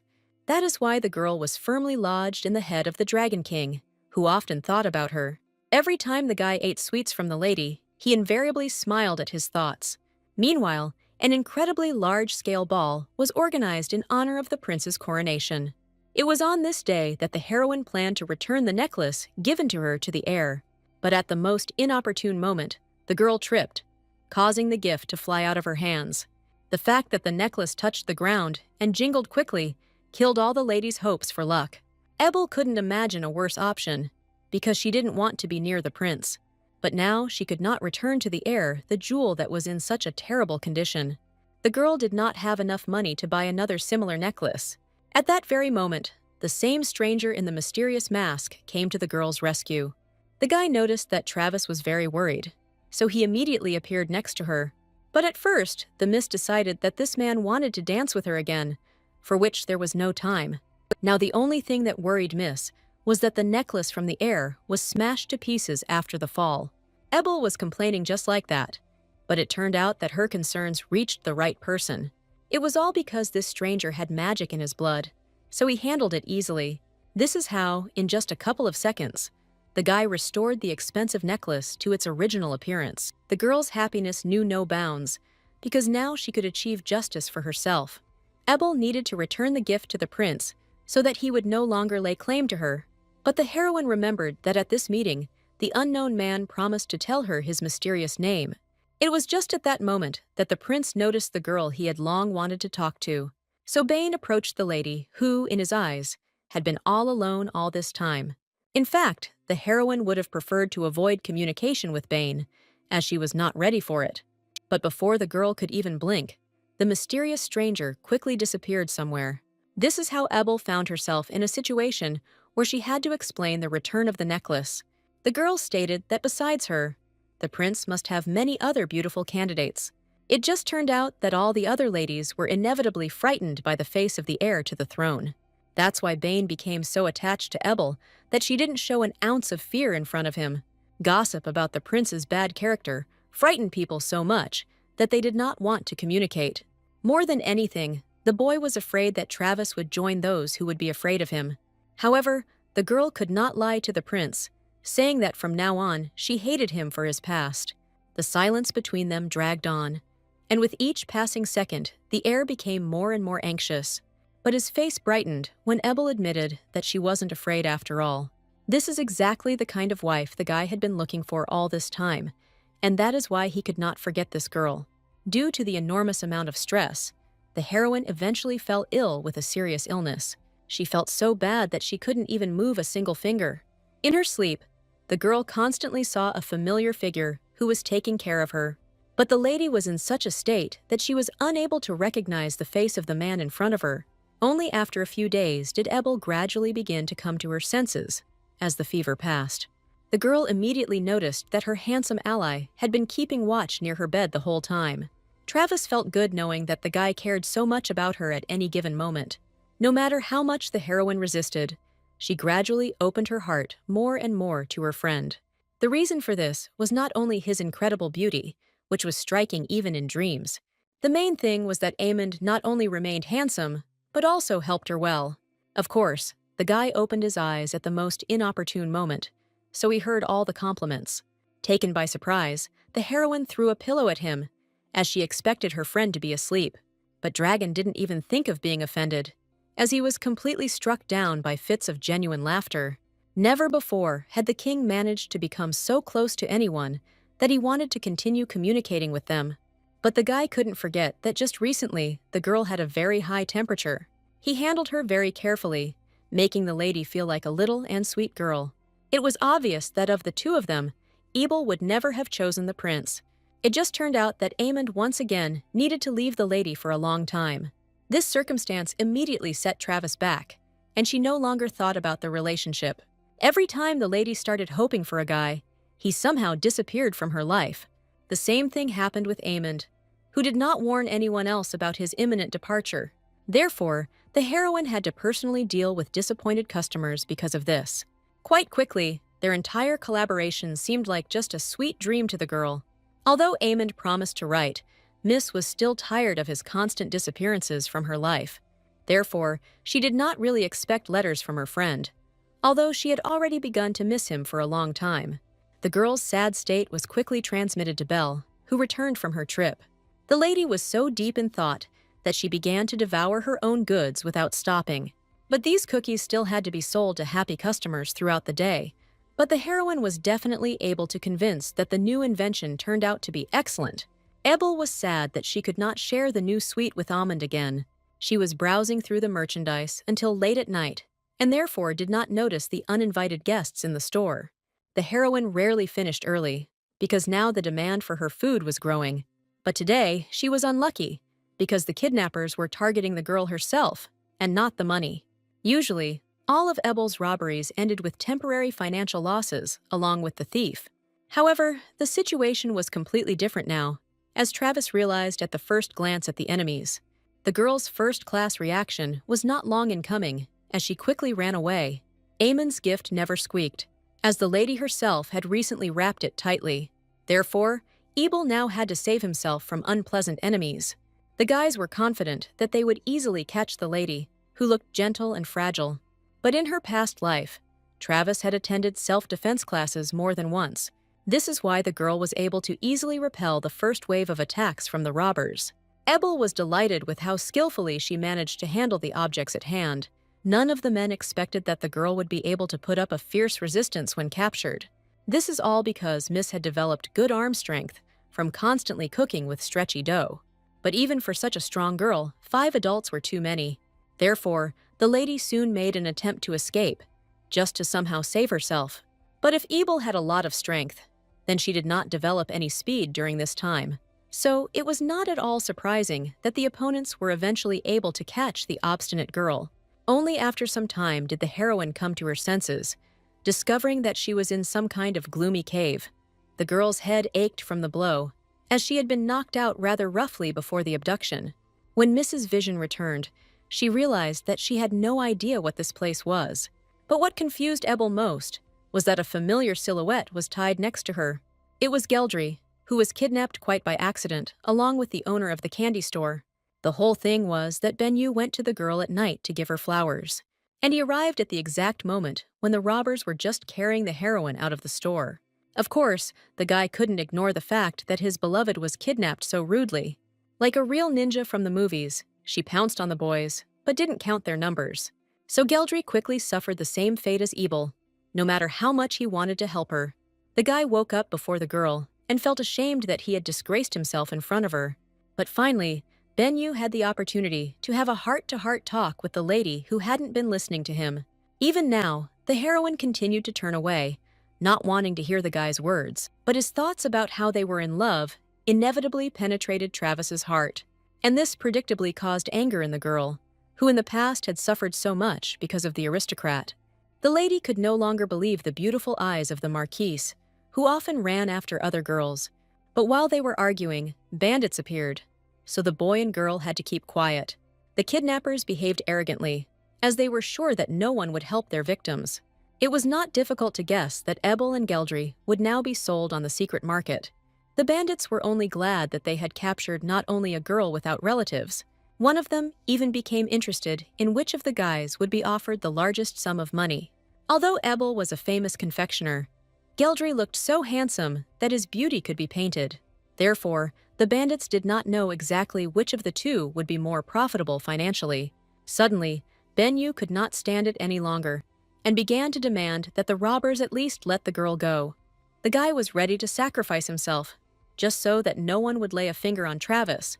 As soon as he used his charm, the robbers immediately bought the Marquise's face. They were not averse to personally assessing the excellent condition of his body, which they were going to sell. All the while, Geldry was being bullied. He continued to shout about his love for the lady, but the girl herself took advantage of the situation to attack one of the kidnappers. But it ended badly for her, as Ebel was at a huge disadvantage. Following Travis, Benyu also started a rebellion, but his attempts to escape were also quickly pacified. Everything was darkening before the heroine's eyes, and she dreamed that Geldry had been this good before. Gradually, the girl's consciousness floated away somewhere deep, no matter how hard she tried to come to her senses. Suddenly, a loud roar that echoed throughout the area finally brought the lady to her senses. Immediately after this, the bandits felt a shaking sensation with their entire bodies that went through the entire dungeon. Ebel had heard of dragons before, but she would never have thought that they really existed. Meanwhile, a huge clawed paw slowly appeared on the roof of the cave. Following her, the dragon himself appeared before the people, and his size could frighten anyone. The bandits were mere ants compared to this giant who sat before them.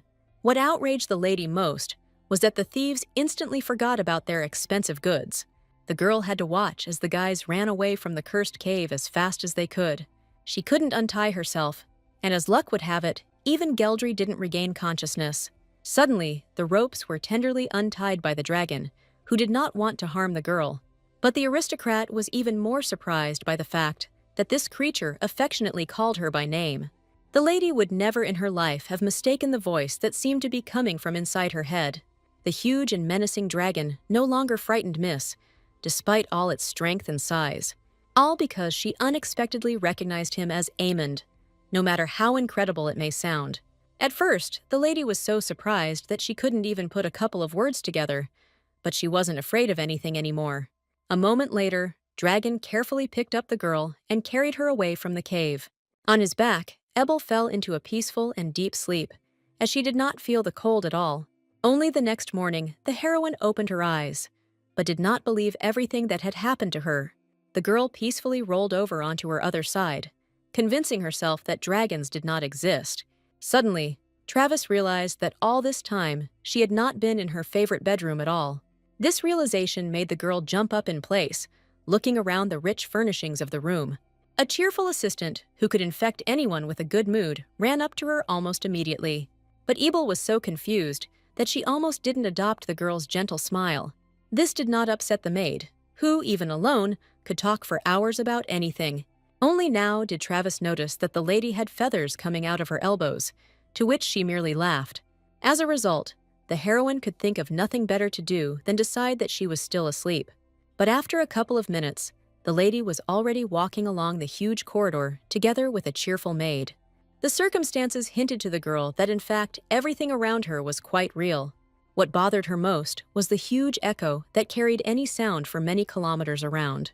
That's why Miss didn't dare ask her assistant any questions until she suddenly saw her friend. Amond was busy in the morning, so he couldn't immediately visit the girl he brought to his palace. Out of curiosity, the heroine almost daringly confronted the guy, who was the only one who could answer her questions. Only now did Dragon point to his family's coat of arms, which he had hidden from the girl for a long time. He still felt awkward, admitting that he was the real Dragon King. A little later, the lady learned that all of the guy's relatives were winged animals of one kind or another. Surprisingly, the heroine did not feel any fear inside, although everything was conducive to it. Instead, the girl asked the guy to show his true appearance again. Amond could not refuse Ebel, because more than anything in the world, he wanted to receive her acceptance. A light breeze ruffled the heroine's hair as the guy began to transform into an animal. His appearance as a dragon could amaze anyone, so majestic did the creature seem.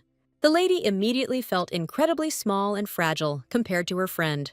But from his face, Miss saw how friendly Amond remained in this form. That is why the lady was not at all afraid of her friend, although she had recently had no idea about the existence of dragons. The girl had such a high level of acceptance that she didn't worry about anything. Ebel's reaction once again confirmed to Amond that he had found a very special person for himself. Meanwhile, the prince was panicking and dealing with the news that a real dragon had been seen nearby. His assistants were ready to tear and throw, if only to resolve this issue as quickly as possible. Unfortunately, not all of them supported the peaceful option of dealing with powerful beings. Since the prince was such a young ruler, many did not even really listen to him. The aristocrats persisted in their line, demanding that the heir declare war on all dragons. But Bane was more inclined to negotiate, since wars were always difficult. The boy was worried that his people might suffer even more than in previous times. By this time, Amond had managed to return Ebel to her store as if nothing had happened. But the girl was given away by her thoughtfulness, which was noticeable to Belle even with the naked eye. The heroine did not tell the whole truth to her assistant, since Derek helped her anyway. Travis even managed to convince Geldry that he had actually imagined the adventure. But the thought that Amond was the king of dragons did not leave the lady's head. Today, she closed the store early because of this, but someone knocked on the door right after that. Like a true store owner, the lady herself opened the door for the late customer. But it turned out that the man behind the door was not a sweets buyer at all. He reported that the prince had come to pick up the girl to take her to lunch at a restaurant. In fact, the heir didn't just show up to the lady without warning her at all. He had made attempts to negotiate with the Dragon King in the past, but nothing had worked. More than anything, Bane feared that another protracted war with the dragons would begin. And then, Ebel may well be among those who accidentally suffer from the battles. That is why Rakim came up with the idea of proposing to Miss, so that she would be under the protection of his family. Now, the prince could only hope that the girl would not dare to refuse him. Ebel looked extremely surprised at the sight of the heir, who personally visited her in the evening. The guy smiled kindly at the girl, trying his best to create a pleasant atmosphere between them. He had chosen the best restaurant in the city in advance to please the young aristocrat. Travis was delighted with the food, although she felt uneasy about the expensive items on the menu.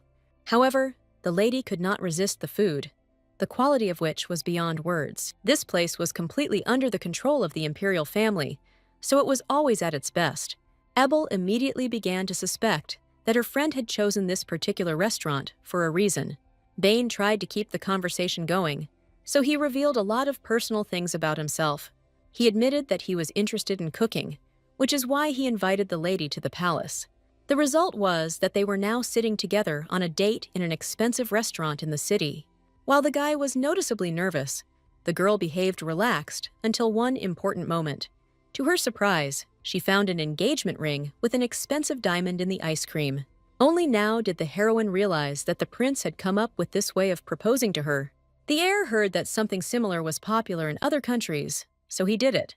But he didn't think about the fact that the girl could easily have accidentally choked on the jewel. Ebel's words genuinely scared the guy who got too deep into romance during the proposal. He had absolutely no knowledge of first aid, so he would not have been able to help the aristocrat. Seeing the guy's deep emotions, Ebel quickly changed her anger to mercy. The girl didn't even think that as a result, Bane would be much more scared than she was. The sad thing was that getting married soon was not part of the heroine's plans. She wanted to work. Therefore, she could not agree, no matter what prospects it opened up for her. Ebel could not even imagine that in response, the heir would offer her a contractual relationship. The guy wanted to protect the girl so much that he didn't care about all the other nuances. That is why he was ready to consider even the most incredible option of communication with Ebel. The guy's persistence began to increasingly strain the heroine, but she tried not to show it to him. It was clear that Bane needed at least some kind of definite answer from the girl he liked. In the end, the prince was left with nothing, since the girl ran away from him without accepting a single proposal. The Marquise, who did not receive a drop of his former daughter-in-law's love, was tormented in the same way by Ebel. The assistants tried their best to console the gentleman, but what could they do when the whole problem was with another person? What angered the guy most was that the girl lied to him, saying that there had been no kidnapping with them. Suddenly, the maid suggested that the girl might have misunderstood the guy's sociability. Geldry couldn't even imagine that from the outside, he looked like he was cheating on Ebel with everyone. But the guy didn't have enough practice to understand exactly what his main mistakes were. Therefore, he decided to turn to his sister, who had always been distinguished by her intelligence and quick wit. Meanwhile, Travis's assistants watched as security around their store increased. A knight's patrol now passed by this place almost every hour, on the orders of the prince himself. And only the heroine guessed that Bane did this only because of rumors about the appearance of a dragon. The air gave the lady the impression of a man who cared about his people, but now the heroine had plenty of her own problems, because a little guest had come to see her again. The lady did not expect that, from now on, the boy would be forbidden to come to her because of his mother's meanness. The kind nanny brought Garrick without permission, but it's not a fact that she will be able to do it next time. The lady immediately suspected that it was her ex-mother-in-law who was trying to put a spoke in her wheel, but young Grant reported that a young woman had recently come to their estate. This meant that Kelly, who had recently returned from training abroad, came into action. The last thing Ebel wanted in the world was to meet this nasty lady who had ruined her life in the past. Travis was powerless to protect herself from the influence of this terrible and insidious woman. She was incredibly grateful to Gallic for this information, which could even save the girl's business. So, as a parting gift, Ebel gave the boy a recipe for his favorite cookies, so that he wouldn't be too sad. Even though they would hardly see each other, the girl still thought about the brave boy with a smile. Unexpectedly, Belle admitted that she too would like to have such a sweet and obedient child.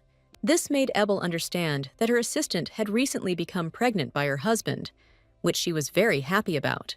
The maid herself was delighted that she would now have a complete family. Only another girl could have understood how important this addition was to the assistant. Meanwhile, Derek was supporting the young Dragon King with delicious coffee. Aemond remembered well that his assistant had previously had mixed feelings about this drink, but now the guy realized that the king was happy with him, so he began to offer. Raven was very sad that the imperial family had not even tried this thing. In fact, his words were a secret signal, and the king understood his assistant perfectly. He didn't show that he realized that more traitors had arrived to them. Aemond was already quite tired of the fact that people were always climbing into his beautiful castle. And this time, it was a fairly young guy who agreed to spy purely out of stupidity. The young man was frightened at the sight of Dragon, because he hoped that his presence would remain unnoticed. Aemond's sly smile did not bode well for the guy, no matter how he justified himself. So with a light wave of his hand, he cut the rope that held the young man's entire body. The king knew perfectly well that the boy would not die after the fall, but it would be a good lesson for him. Derek was pleased that the gentlemen still remembered all their secret signals perfectly. Dragon suspected that people were drawn to his castle because of the dragon's renowned wealth. Ideally, it would have been possible to spread the rumor that the dragons had all become impoverished, but this was impossible. The king was consoled by the thought that not all people were like this, because Ebel always made him happy. He looked forward to his next meeting with the lady who always amazed him. The prince also wanted to see the girl, but his chances of doing so were much greater. Travis was once again invited to the imperial palace, where she went almost as if it were her own home. As soon as she entered the room, a heavy and silent atmosphere immediately hung in it. Because of this, the heroine saw even more clearly the difference between the rather gloomy air and the radiant Aemond, who achieved many things with the help of little tricks. This time, Bane would like to restore all the ancient imperial recipes together. In the past, due to the ban on desserts, many chefs simply threw away all their knowledge. But now with Ebel, it was becoming possible to resort to restoring the delicacies again. The heroine was delighted with this idea, so she immediately moved on to serious action. Rakim watched from the side with pleasure as the girl worked so hard for the desserts. For all her efforts, the guy couldn't help but reward the lady, so he called the maid to him. It was she who brought a warm shawl that was embroidered with beautiful imperial patterns. The heroine was only worried that other girls would start to be jealous of her. But Bane didn't have a single favorite, who loved him with all her heart, despite the scar. Besides, the prince was quite capable of protecting Ebel from any troubles from the outside. At this time, in the dragon castle, some dragons caused panic before an important meeting. Not all of them believed that Amund would attend this event, since he was disappearing somewhere more and more often. But this time, Dragon arrived in time, because today, the fate of all humanity was being decided. His appearance made everyone present fall silent, if only to show politeness. The king immediately began the meeting with the question of what they should do with the people. The red dragons were against useless extermination, which would bring unnecessary casualties, but Aemond could not approve of humans as mortal slaves of their ancient lineage. Then the black dragon boldly proposed to exterminate all of humanity, because they had enough strength. His name was Heth Alucard, and it was his kind that had suffered the most at the hands of humans in the past. But in Aemond's head, memories of Ebel, who could have died, constantly flashed. Therefore, he could not approve of the black dragon's proposals, which only angered him even more. Dragon saw that the situation was quickly getting out of control, even though he was using his status. But previously, it was the Alucard family that ruled the dragons, so the guy was hot-tempered. Even his closest friends were unable to calm the young man down at that moment. Heth broke all the rules of the meeting by allowing himself to assume his true form. There was so much anger and hatred towards people burning inside the dragon that he could no longer tolerate it. Of course, Aemond could not allow such disobedience in the ranks of his followers, so he immediately rushed after the stupid Het, intending to bring him back at any cost. The elder dragons were much more experienced, so they understood that they should not argue with the king. But even they could not understand why Dragon began to resist starting a war with people. The pain of losing the dragon princess was still fresh, as everyone remembered her murder. That girl was a relative of Heth. That's why he couldn't cope with hatred. But the boy was too young and weak to defeat the king of all dragons in the world. The ruler's henchmen were convinced that the man would not allow anyone to contradict him. Aemond easily established order as soon as someone tried to go against his opinion. This is how the important meeting ended so frivolously, where they came to nothing. Meanwhile, the heroine's affairs were going much better, since she had almost gotten rid of the rumors. Rakim had been supporting her business for some time now, so people were afraid to slander her further. Therefore, happy and calm days of prosperity and carefreeness finally arrived for the girl. But the happiness did not last long, because suddenly, Ebel was visited by that same sister of Geldry. The heroine immediately recognized her, although in this life, they had not yet had the chance to see each other. The lady hoped until the very end that this woman had only come to treat herself to her dessert. But it turned out that Kelly was furious that Travis had broken up with her brother so cruelly. But Ebel couldn't be scared by something like that after what she had been through. But Benyu didn't know about this yet, considering herself to be much smarter than this young aristocrat. The woman was going to spread rumors that it was her brother who had abandoned the candy store owner. As the lady had expected, Kelly's plans were, as always, distinguished by their treachery and cunning. Only this time, Miss had some evidence in store, as she had many letters from Geldry. The girl was already tired of wasting her evenings burning the young Marquise's graphomania. But the guy didn't stop there, as he kept walking in circles around the candy store. Kelly was only stopped from causing further scandal by the realization that she had few arguments. But Travis suspected that the key role here was played by the appearance of her red-haired assistant. Holt appeared right in front of the woman, causing her to immediately step back in panic. The assistant was worried that his mistress would be upset after meeting such a crazy client. But in her past life, the lady didn't feel so good, as she never defeated Kelly. Meanwhile, Aemond was still looking for any excuse to return to Ebel. However, the prince ordered that all city guards be strengthened, which made the king's life more difficult. Dragon understood perfectly well that all this happened because of his recent transformation into a dragon. But the guy didn't regret anything, because otherwise he wouldn't have been able to save the girl from danger. Even now, the king's thoughts were occupied with Ebel, so he thought of a small gift for her. So soon the assistant had to take the box to the girl, in which the secret lay. He told the lady several times that this box should only be opened in private. The guy couldn't say anything more, because then this gift would no longer be a surprise. But the heroine couldn't allow herself to let her friend go without thanking her for the box, so she gave him some delicious sweets to take with her so that the guy wouldn't be sad. That same evening, the lady spent a long time puzzled over what exactly was in her gift. Ebel couldn't even imagine what exactly the Dragon King would put in the box for her. It turned out that he gave the girl a beautiful mirror that looked very expensive. Travis was delighted with the gift, which will definitely be useful to her in everyday life. But the mirror turned out to be magical. As it quickly complimented its owner, Ice broke into a smile and didn't even notice that the mirror knew about her reincarnation. Looking at the gift, the heroine suddenly became sad as she remembered her friend. As soon as she said Amon's name, rapid waves began to spread across the entire mirror. And then it showed a picture of a dragon's castle, which greatly surprised the owner of the candy store. The girl remembered the guy's office well, although she had only been in the castle for a few days. Suddenly, Dragon appeared in the mirror, glowing with happiness and joy at the sight of the girl.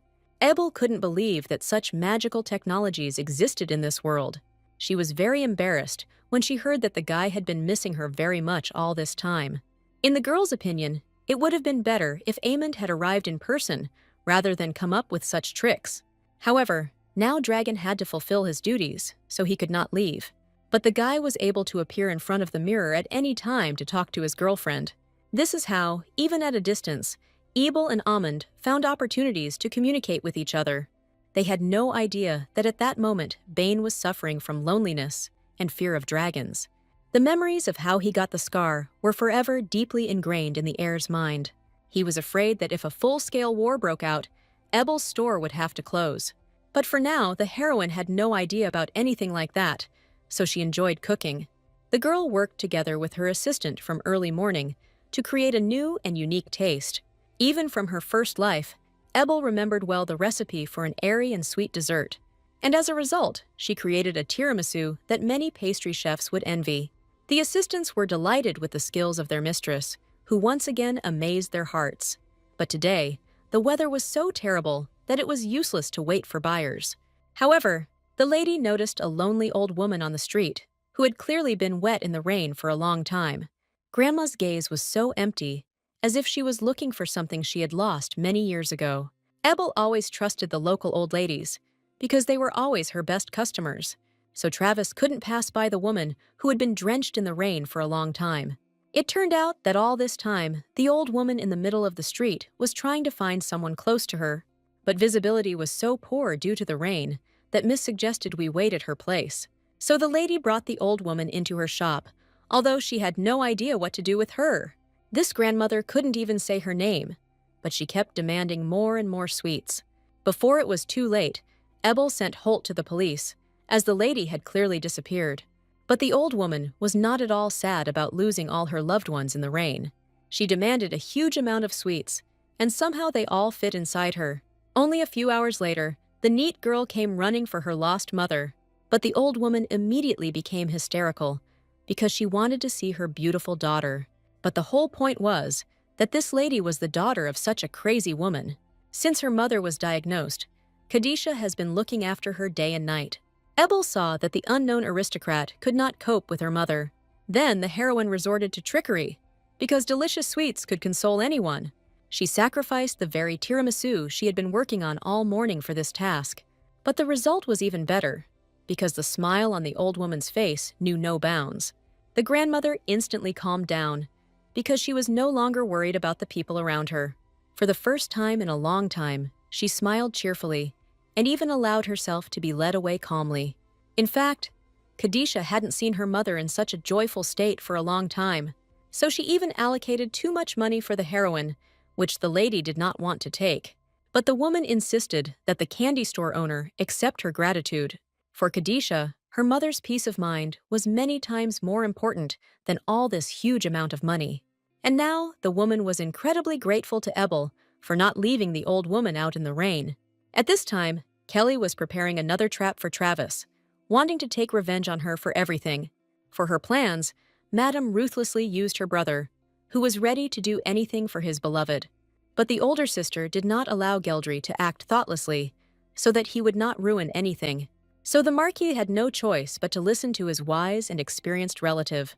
Kelly hoped to arrange things so that her brother would personally be disappointed in stupid Abel. And for this purpose, the woman came up with the idea of using the nearest imperial banquet.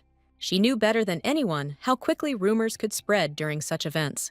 The day soon arrived when Kelly planned a real disaster for Ebel. Geldry was one of the first to arrive at the event, as he was eager to see his beloved.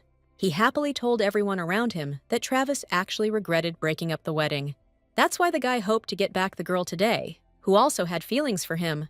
But the guy had no idea that he had simply fallen for the bait of his cunning and treacherous sister. Kelly didn't care which person she used, as long as she achieved her goals. As soon as Ebel appeared at the ball, she could not calm her wild nerves. The girl suspected in advance that the Benyu family would spread bad rumors about her. This made Travis less and less willing to attend an event where only her enemies would be present. Quite quickly, the heroine noticed that the rumors around her were gradually becoming more and more intensified. The aristocrats were no longer embarrassed to whisper about the girl who broke off her engagement to Benya. It wasn't hard for Ebel to guess that Kelly was actively trying to get revenge on her. Belle was even more worried than the lady that their banquet had been ruined by gossip. But the heroine didn't have time to come up with any plan, as the joyful Marquise came running to her again. The girl was already tired of repeating to him that everything between them had long since ended irrevocably. But the guy believed his sister, who lied that Travis still had feelings. Kelly openly laughed at her brother, who was causing more and more trouble for her rival. She planned to use Geldry to further humiliate Ebel at the ball.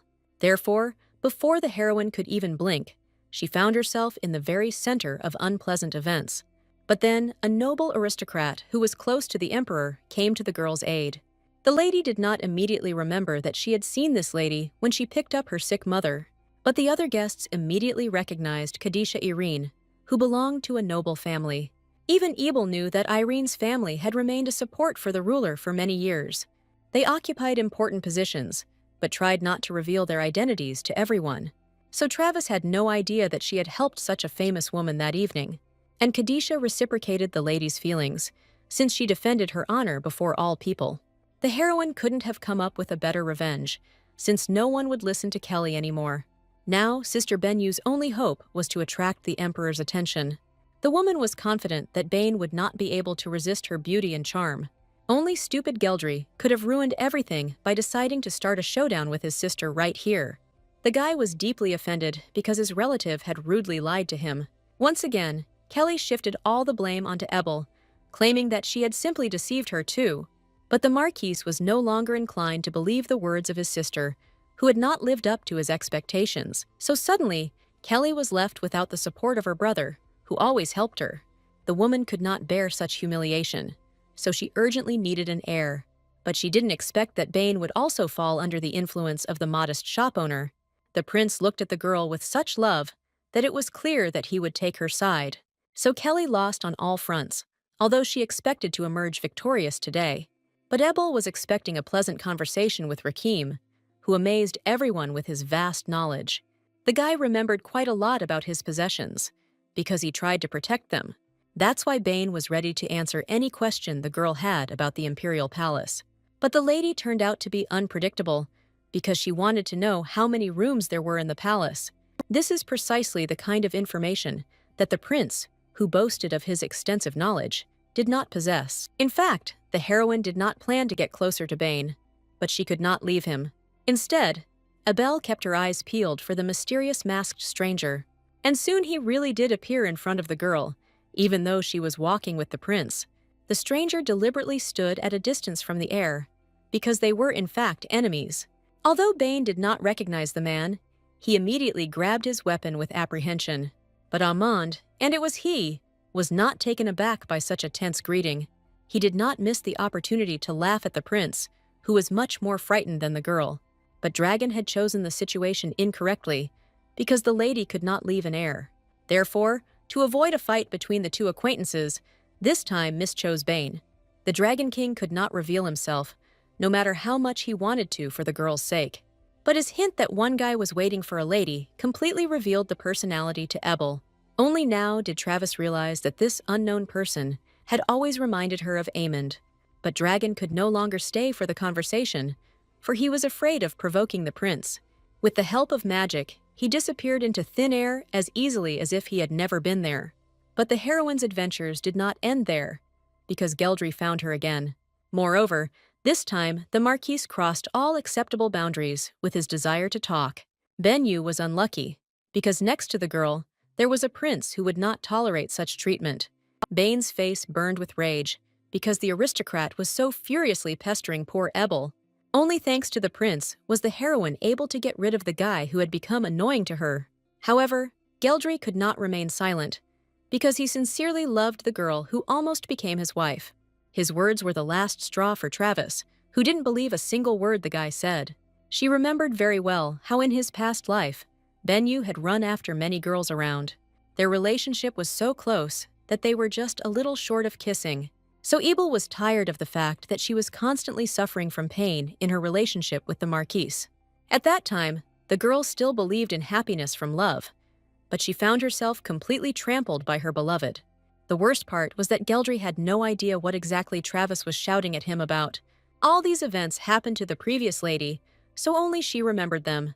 In this reality, there was no such thing as the death of the unknown Ebel Travis. But the girl realized too late that she had said too much to the poor Marquise Benya. The worst part was that the lady eventually lost consciousness, and the prince's face was the last thing she saw. The girl came to only a few hours later, but she was not at home at all. The heroine's last memories immediately flashed in her head, causing her to become truly horrified.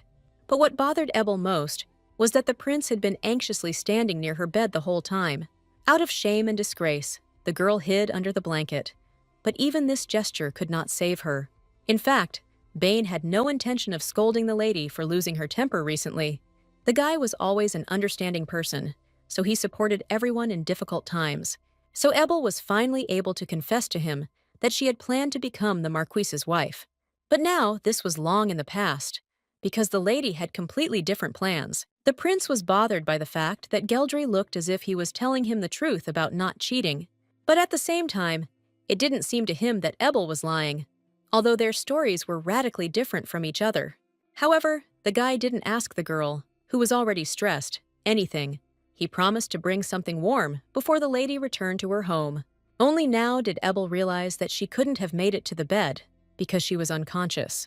It turned out that the prince personally carried her to the room, and many could see them from the outside.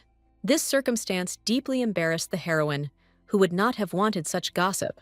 The lady's embarrassed cry reached the guy even when he went out into the corridor and closed the doors. Bane felt like he had become much closer to Ebel, but she was clearly hiding something from him. The prince did not dare ask the girl anything, just so as not to frighten her even more. As soon as Travis returned to the store, she immediately began making sweets. But it so happened that Miss had to eat them all alone due to the lack of customers. On the weekend, everyone preferred to walk alone, and Ebel even envied the couples a little. But even on such a day, Geldry stopped at nothing, still trying to make peace with the lady. The heroine was so tired of arguing with her boyfriend that she began to hide from him at such moments. If you think about it, among the lady's husband candidates, there was Bane, who seemed better than the Marquise. But the guy needed a wife, and Travis wasn't planning on getting married yet. So now the Dragon King seemed even more promising due to the freedom he had been given. In the end, the lady came up with something that deeply shocked even her faithful servant. It's all because the miss made a contractual relationship in order to temporarily contact the prince. But the heroine didn't expect that Belle would conclude from this letter that the lady had no feelings. The maid understood perfectly well that it was easier to remember long recipes for sweets than this. No matter how good a man the lady considered Bane, she truly did not love him. But Ebel did not dare to take the first step towards Amund on her own. The assistant saw the lady's embarrassment, so she advised her to go on a date first. The girl described their mutual feelings as an incredible combination of banana and sweet chocolate. Individually, these ingredients were not nearly as tasty as when combined. This is how, by chance, a maid invented another sweet that quickly became popular. So the heroine was instantly inspired by the idea of preparing something similar right now. The maid always enjoyed watching how quickly Ebel became inspired by thoughts of food. Along the way, Travis became convinced once again that Kelly was continuing to spread rumors about her. But as soon as the girl treats people with sweets, they immediately take her side. So the only difficulty for Miss was how to continue to support her store. As soon as she thought about the store, the image of a handsome guy immediately came to mind. The girl tried her best not to get involved with her friend. who had abandoned her once again. But, as luck would have it, many aristocrats were talking about a dragon arriving at the imperial palace. Only Ebel understood what exactly was being discussed, and only she did not want a war with the dragons. But what could the opinion of one lady mean when all the people around were afraid of these creatures? The last thing the heroine wanted in the world was for her two loved ones to fight each other. The rumors were true, and Aemon did indeed arrive to meet with the heir to the throne. Bane could barely contain his anger at the sight of the creature that had once seriously harmed him. But Dragon behaved quite peacefully. Although he felt the hatred surrounding him, even with all his efforts, Rekim still considered the dragon a real monster, and Amon could no longer tolerate this insult because it applied to his entire family. The assistants watched in horror as the boys prepared to tear each other to pieces. But everything changed dramatically as soon as the young maid brought the desserts at such an inopportune time. The servants were horrified that some girl had completely forgotten about etiquette and manners. But Bane quickly guessed that it was Ebel who sent the dessert to the imperial palace. Aemond recognized the sweetness by its smell, so he also immediately understood whose hands had baked this delicacy. So, to the surprise of the assistants, the guys demanded that they be given this wonderful food. And so, unexpectedly, the heroine's dessert led to the possibility of a truce between people and dragons. From the moment Bane met Ebel, he never missed an opportunity to eat her food. And Amon now completely shared his rival's feelings, as he enjoyed it no less than he did.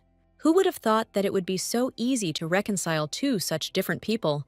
After this tasty snack, Rakim was much more inclined to negotiate a peace treaty. It turned out that Dragon had prepared all the conditions for the truce in advance and written them down on paper. But the Dragon King's sly smile continued to frighten Bane, who did not trust his opponent. The guy needed a reason why Aemon decided to come to a truce with the people, and Dragon honestly admitted that it was his love for the person that influenced his decision. The aristocrats couldn't believe their ears at first, as dragons usually didn't like people. Even the prince was surprised, although he should have been best prepared for such turns of events. Aemond cunningly did not tell her his name or Ebel's, although he truly loved her. But the prince, as expected, laughed loudly, since he did not consider such a union possible. Unlike him, Dragon remained calm, since the guy was unable to hurt him in any way. Before concluding a peace treaty, Bane was forced to voice 3 conditions. First of all, the guy needed the dragons to not show their appearance and not harm anyone. And finally, he demanded that Aemon deal with the lovesick dragon as soon as possible. The king's peaceful appearance apparently deceived the prince, because in reality, he could easily lose his temper.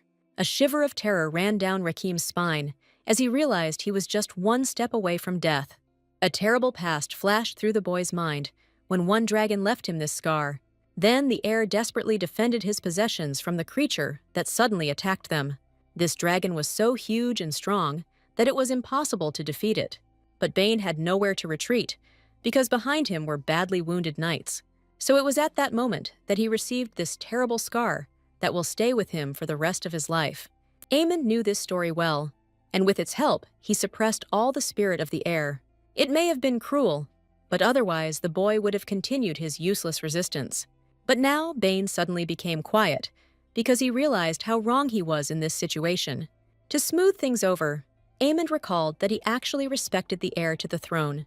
But even the most foolish aristocrats did not believe the dragon's speech because of prejudice. Only for the sake of Ebel, whom the dessert reminded them of, were the guys ready to conclude a temporary truce. At that moment, the caring husband sent Belle for a walk, and the heroine went with her.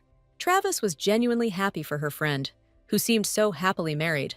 The girl herself wasn't particularly sad, because she still had a favorite job that brought her joy. But both Ebel and Belle were interested in what kind of child their former assistant would give birth to. That is why the lady tried to accompany the maid all the way home, so that everything would be all right with her. Although Miss didn't want it, she couldn't help but think about whether a person could have children from a dragon. Surprisingly, as soon as Ebel remembered her friend, he immediately appeared in her store. At first, the heroine thought she was just imagining things, because the guy didn't even have keys. So Travis couldn't imagine any way in which Aemond would get into the store. But it turned out that the girl had not imagined her beloved and charming ally at all. The boy missed Ebel so much that he ran to her immediately after meeting the prince. Quite quickly, the girl realized that her friend was indeed not a figment of her imagination. Amond acted in Travis's shop as if it belonged to him from the very beginning. But the heroine didn't pay attention to this, because she was interested in the result of the meeting with the prince. Ebel would not tolerate it if the Dragon King began to evade a serious answer again. Then the guy admitted that he was ready to kill the prince, just to keep the girl close by. But the lady didn't understand why she should have been pleased by such terrible news. However, the guy pressed himself against Ebel, as he really needed her support at that moment. Amond missed the girl so much that he didn't care about anyone else. But Travis couldn't forgive her friend for leaving her alone for so long every time. The lady's vivid emotions told Dragon that she had been missing him greatly all this time. This time, the heroine managed to resist the dragon's beautiful gaze, which attracted attention. But the guy didn't want to tell anything unless he had a delicious lady dessert in front of him.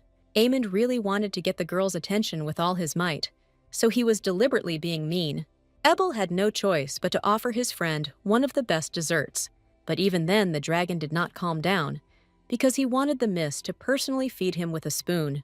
The heroine could not refuse this request, because she was terribly interested in the details of the meeting.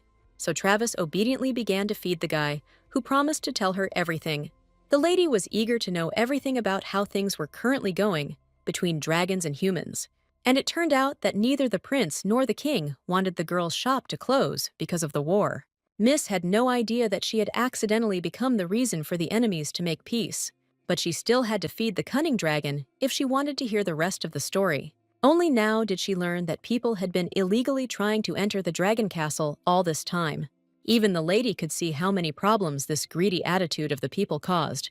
It was for this reason that Amond did not believe that trade with humans was possible. This is all because the dragons remembered well how their war with people began. As expected, the heroine knew nothing about the tragedy that happened sometime in the past. But now the miss was unable to hear this story, since the guy had cunningly finished her dessert.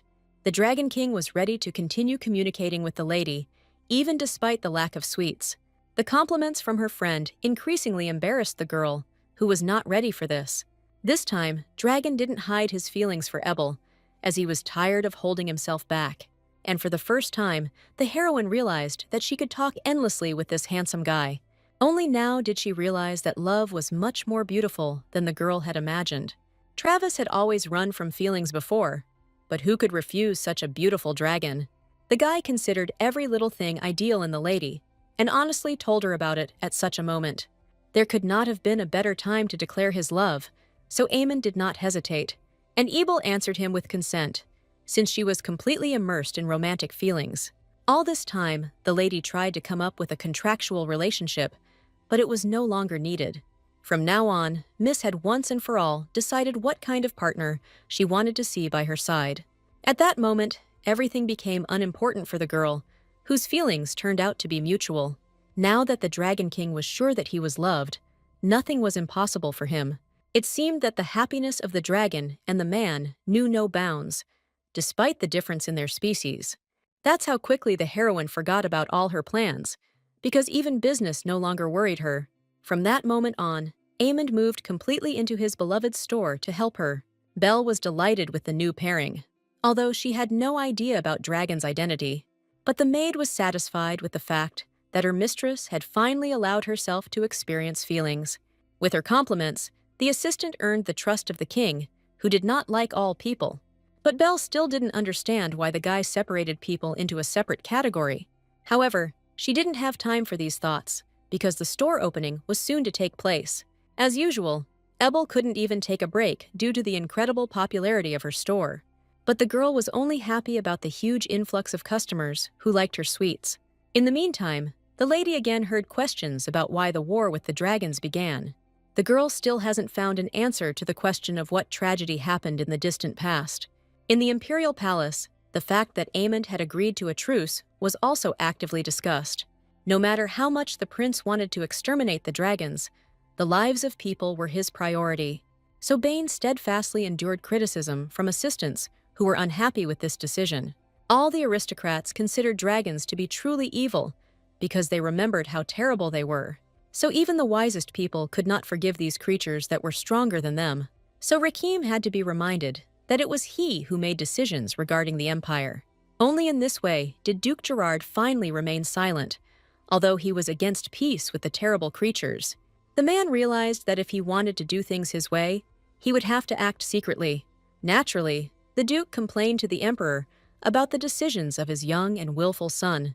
Gerard hoped to find salvation in the person of the ruler, who had lost his leg in the war. So soon Bane found himself summoned to his father, which is why he didn't expect anything good at the end of the conversation. The ruler immediately guessed that his son was avoiding war only out of fear of Ebel's possible death. However, the man was not as strict as it might seem at first glance. He always understood his son well, who tried his best to help his beloved father.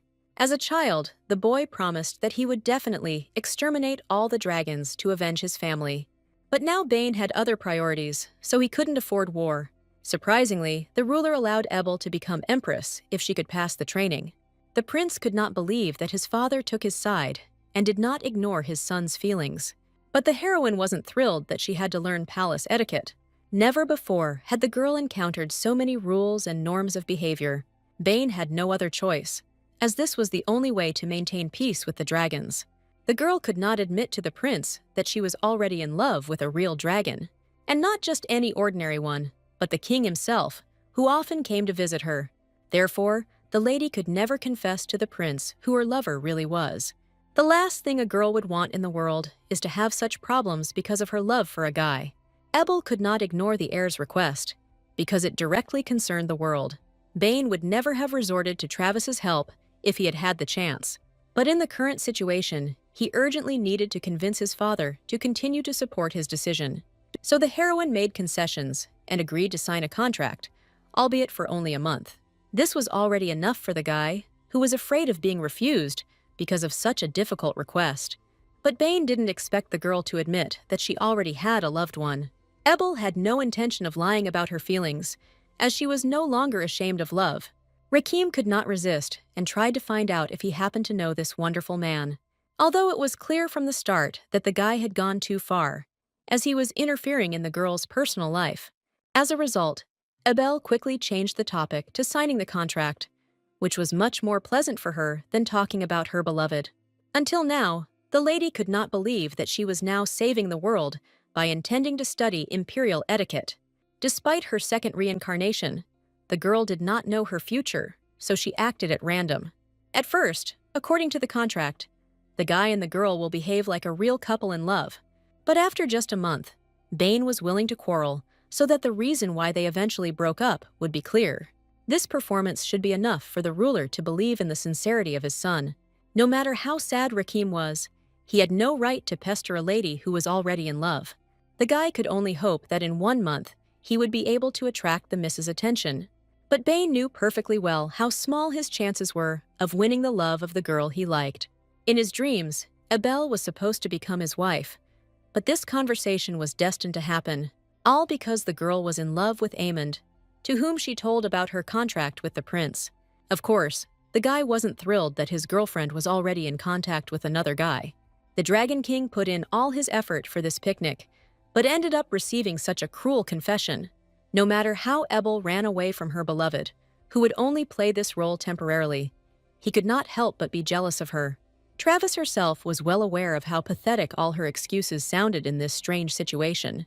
More than anything, the girl was afraid that Aemond would be very offended by her and stop talking to her for a while.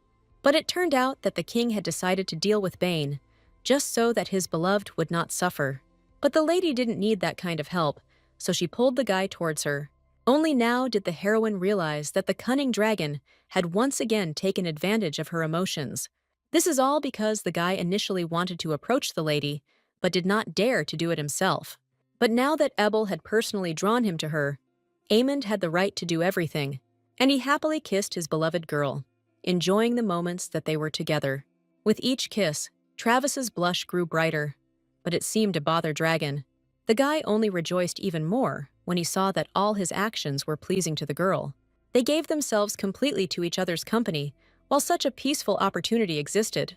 Only a couple of hours later, the heroine returned to the conversation about the war between dragons and people. But Dragon understood that it would not be so easy to accomplish this, since his subjects were evil. Only now did he decide to confess to his beloved how this confrontation had begun. The king still couldn't hide the fact that some of the dragons sincerely hated people, but he didn't know that someone from the outside would help the prisoner Het get out of prison. The boy himself did not expect that any of the king's subjects would take his side.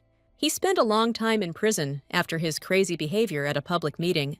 Het was fully prepared to take decisive action to make people pay for everything. But for this, Alucard expectedly needed allies, because alone he was weak. During his imprisonment, the black dragon became so weak that he could barely stand on his feet for several minutes. But his temporary assistant didn't even want to tell the black dragon his name. Het was surprised that the human representative was well acquainted with him. Together, they wanted to avenge the princess, who was once a relative of Alucard. It all started at a time when dragons coexisted peacefully with people. At that time, the Dragon Kingdom was ruled by a black dragon, and he tried to please all the races. Nothing foreshadowed the disaster that was to affect many generations after. Dragons even taught people how to use fire, because they were kind to them. The only thing that was strictly forbidden was love between representatives of different races. But it so happened that the dragon princess fell in love with a handsome man of humble origin. This man constantly tried to please his beloved with delicious food, as their feelings were mutual. The girl loved pizza the most, and the guy made it the best in the world. The heroine was already surprised at this moment, since she did not expect such a branch of the story. She couldn't even imagine that it wouldn't just be desserts that would end up being banned in the Empire. But at that time, pizza was a popular food, so the lovers had no obstacles. Due to the delicious food, the dragon princess quickly gained weight, but this did not bother the guy much. At this moment, the heroine could not contain her emotions, because this moment seemed funny to her. But there was nothing funny about this, because many aristocrats turned away from the fat girl. Moreover, at that time, people began to create powerful weapons from rare dragon ore, and their most terrible invention was a spear that could pierce even the strong armor of a dragon. None of the dragons knew that the emperor was actually unhappy with their presence, and many aristocrats agreed with his opinion, not wanting to tolerate dragons near them. It was the princess's lover who was the first to bring the spear to the ruler at that moment. The man wanted to deal with the girl he had previously fed with food with his own hands. A terrible betrayal befell the princess, who sincerely loved an ordinary man. After all, in order to obtain the title, the commoner sacrificed everything just to forget about poverty. As a result, all the spears in the empire were aimed at the poor lady, who did not even want to resist. And that nasty man married the emperor's daughter, happily abandoning his previous girlfriend. Thus, an unjust death befell the most harmless dragon in the history of the entire empire. Of course, the princess's relatives could not forgive people for such terrible pain. The heroine had no idea that the real story was so sad and sorrowful. Only dragons remembered this truth, since they lived many times longer than humans due to their physical characteristics. Ebel came up with the idea to please Amand by telling him that she would never abandon him, so he could eat in peace. These words really amused the guy, although he was not at all worried about his weight. The dragon admitted that he always ate a lot, but did not gain weight due to his fast metabolism. However, he would be glad if Travis became a little plumper during their romantic relationship.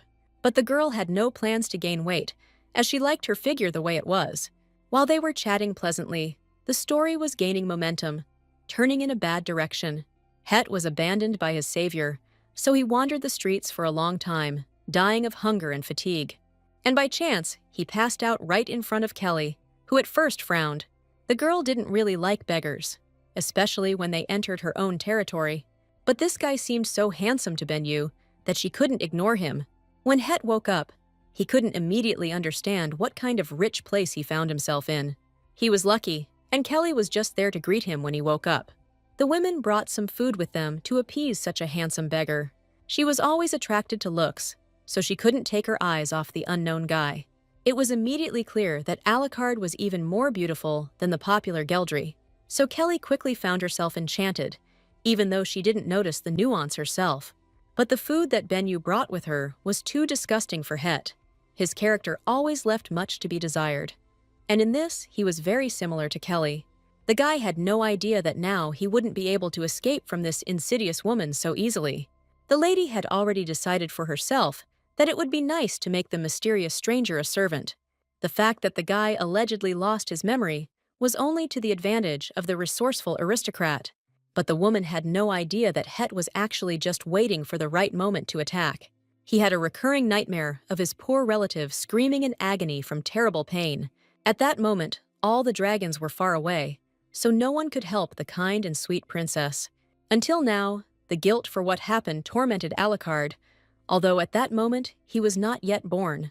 The guy woke up almost every night because the dead lady would not give him any peace. And this time, he also heard loud voices behind the wall arguing with each other. Het was amazed when he accidentally heard the name Ebel in that conversation. Alucard knew perfectly well that this was the name of his king's beloved. So the circumstances turned out to be the best possible for the Black Dragon, who found himself an ally. So the next morning, he decided to get personally close to the woman who hated Travis. After a night of fighting with her brother, Kelly didn't look very well, as she had hardly slept. Alucard immediately admitted that he had accidentally overheard his relative's nighttime conversation. This made the woman tense, because she did not like to open her soul to anyone and complain about pain. What surprised her most was the guy's lie, who said that he knew this girl well. Meanwhile, the heroine had no idea that another conflict was being prepared behind her back. The girl spent all her energy on her studies, which were extremely difficult for her. However, Ebel had no intention of giving up, because the future of almost the entire empire depended on it. She kept waiting for the right moment to tell Bane about the story with the princess. Learning etiquette took up all the lady's days, so she left the shop to assistants. But no matter how hard Miss tried, her mentor found fault with almost every step. Travis never thought that becoming one of the high nobility aristocrats could be so difficult, but what scared the heroine most was that she would have to learn many names of rulers at once. As a result, at the end of the first day, the girl felt squeezed out, like a mountain of lemons. Even the idea of saving the world did not please Ebel, who was exhausted almost to death. The lady barely made it to the carriage that was supposed to take her home at the end of her training. Quite by accident, the miss fell, but she was immediately caught by the prince's strong arms. The heroine didn't even notice his presence, since her attention was currently at 0. But Bane was there in time, caringly, even though he couldn't share the pain of his beloved girl. The guy couldn't let the lady go home empty-handed, as he wanted to at least feed her. But in the end, it was Ebel who shared with the prince the desserts she had managed to grab with her. It was at this moment that the girl plucked up the courage to have a serious talk with the heir. The only thing he didn't understand was why Travis had suddenly started talking about his love of pizza. It so happened that due to excitement, the lady began to talk all sorts of nonsense instead of serious topics. Only after this was the heroine able to tell the prince the story of the love between the princess and the human.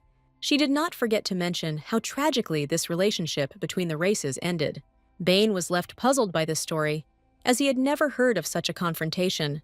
Before, it seemed to him that it was the dragons who, without reason, started a war with people in the past. Ebel had no evidence that this story had ever actually happened, but the girl would not want the senseless war between races to continue because of grievances. Most of all, Miss was afraid that the prince would not believe her words, since they would be unpleasant to him. But the guy had long remembered that Ebel was not the type to lie for profit. Therefore, he promised to conduct his own investigation in order to achieve justice in the future. These words made the girl happy, as they gave her hope for maintaining peace in the empire.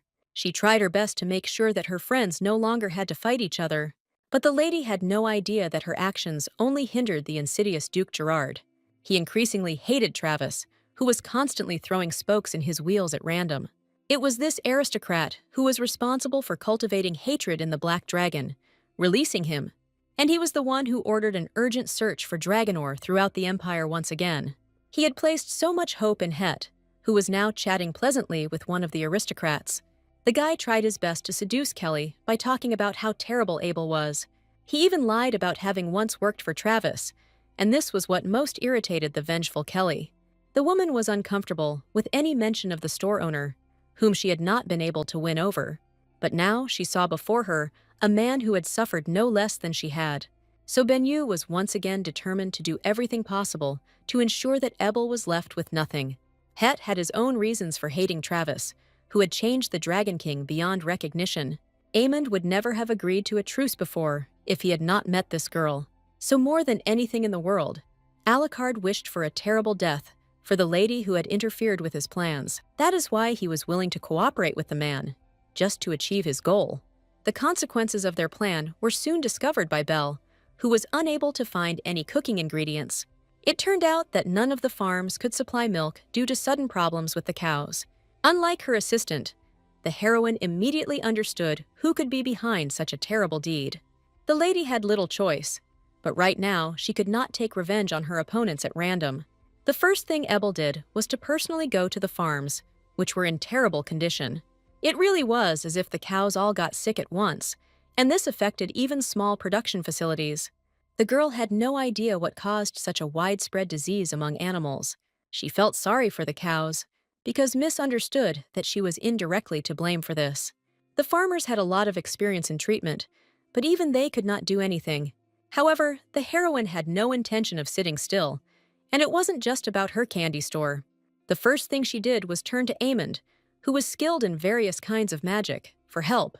But this was the first time the guy had encountered the need to cure poor animals. Derek was the most outraged by this, because he remembered that his master was the Dragon King.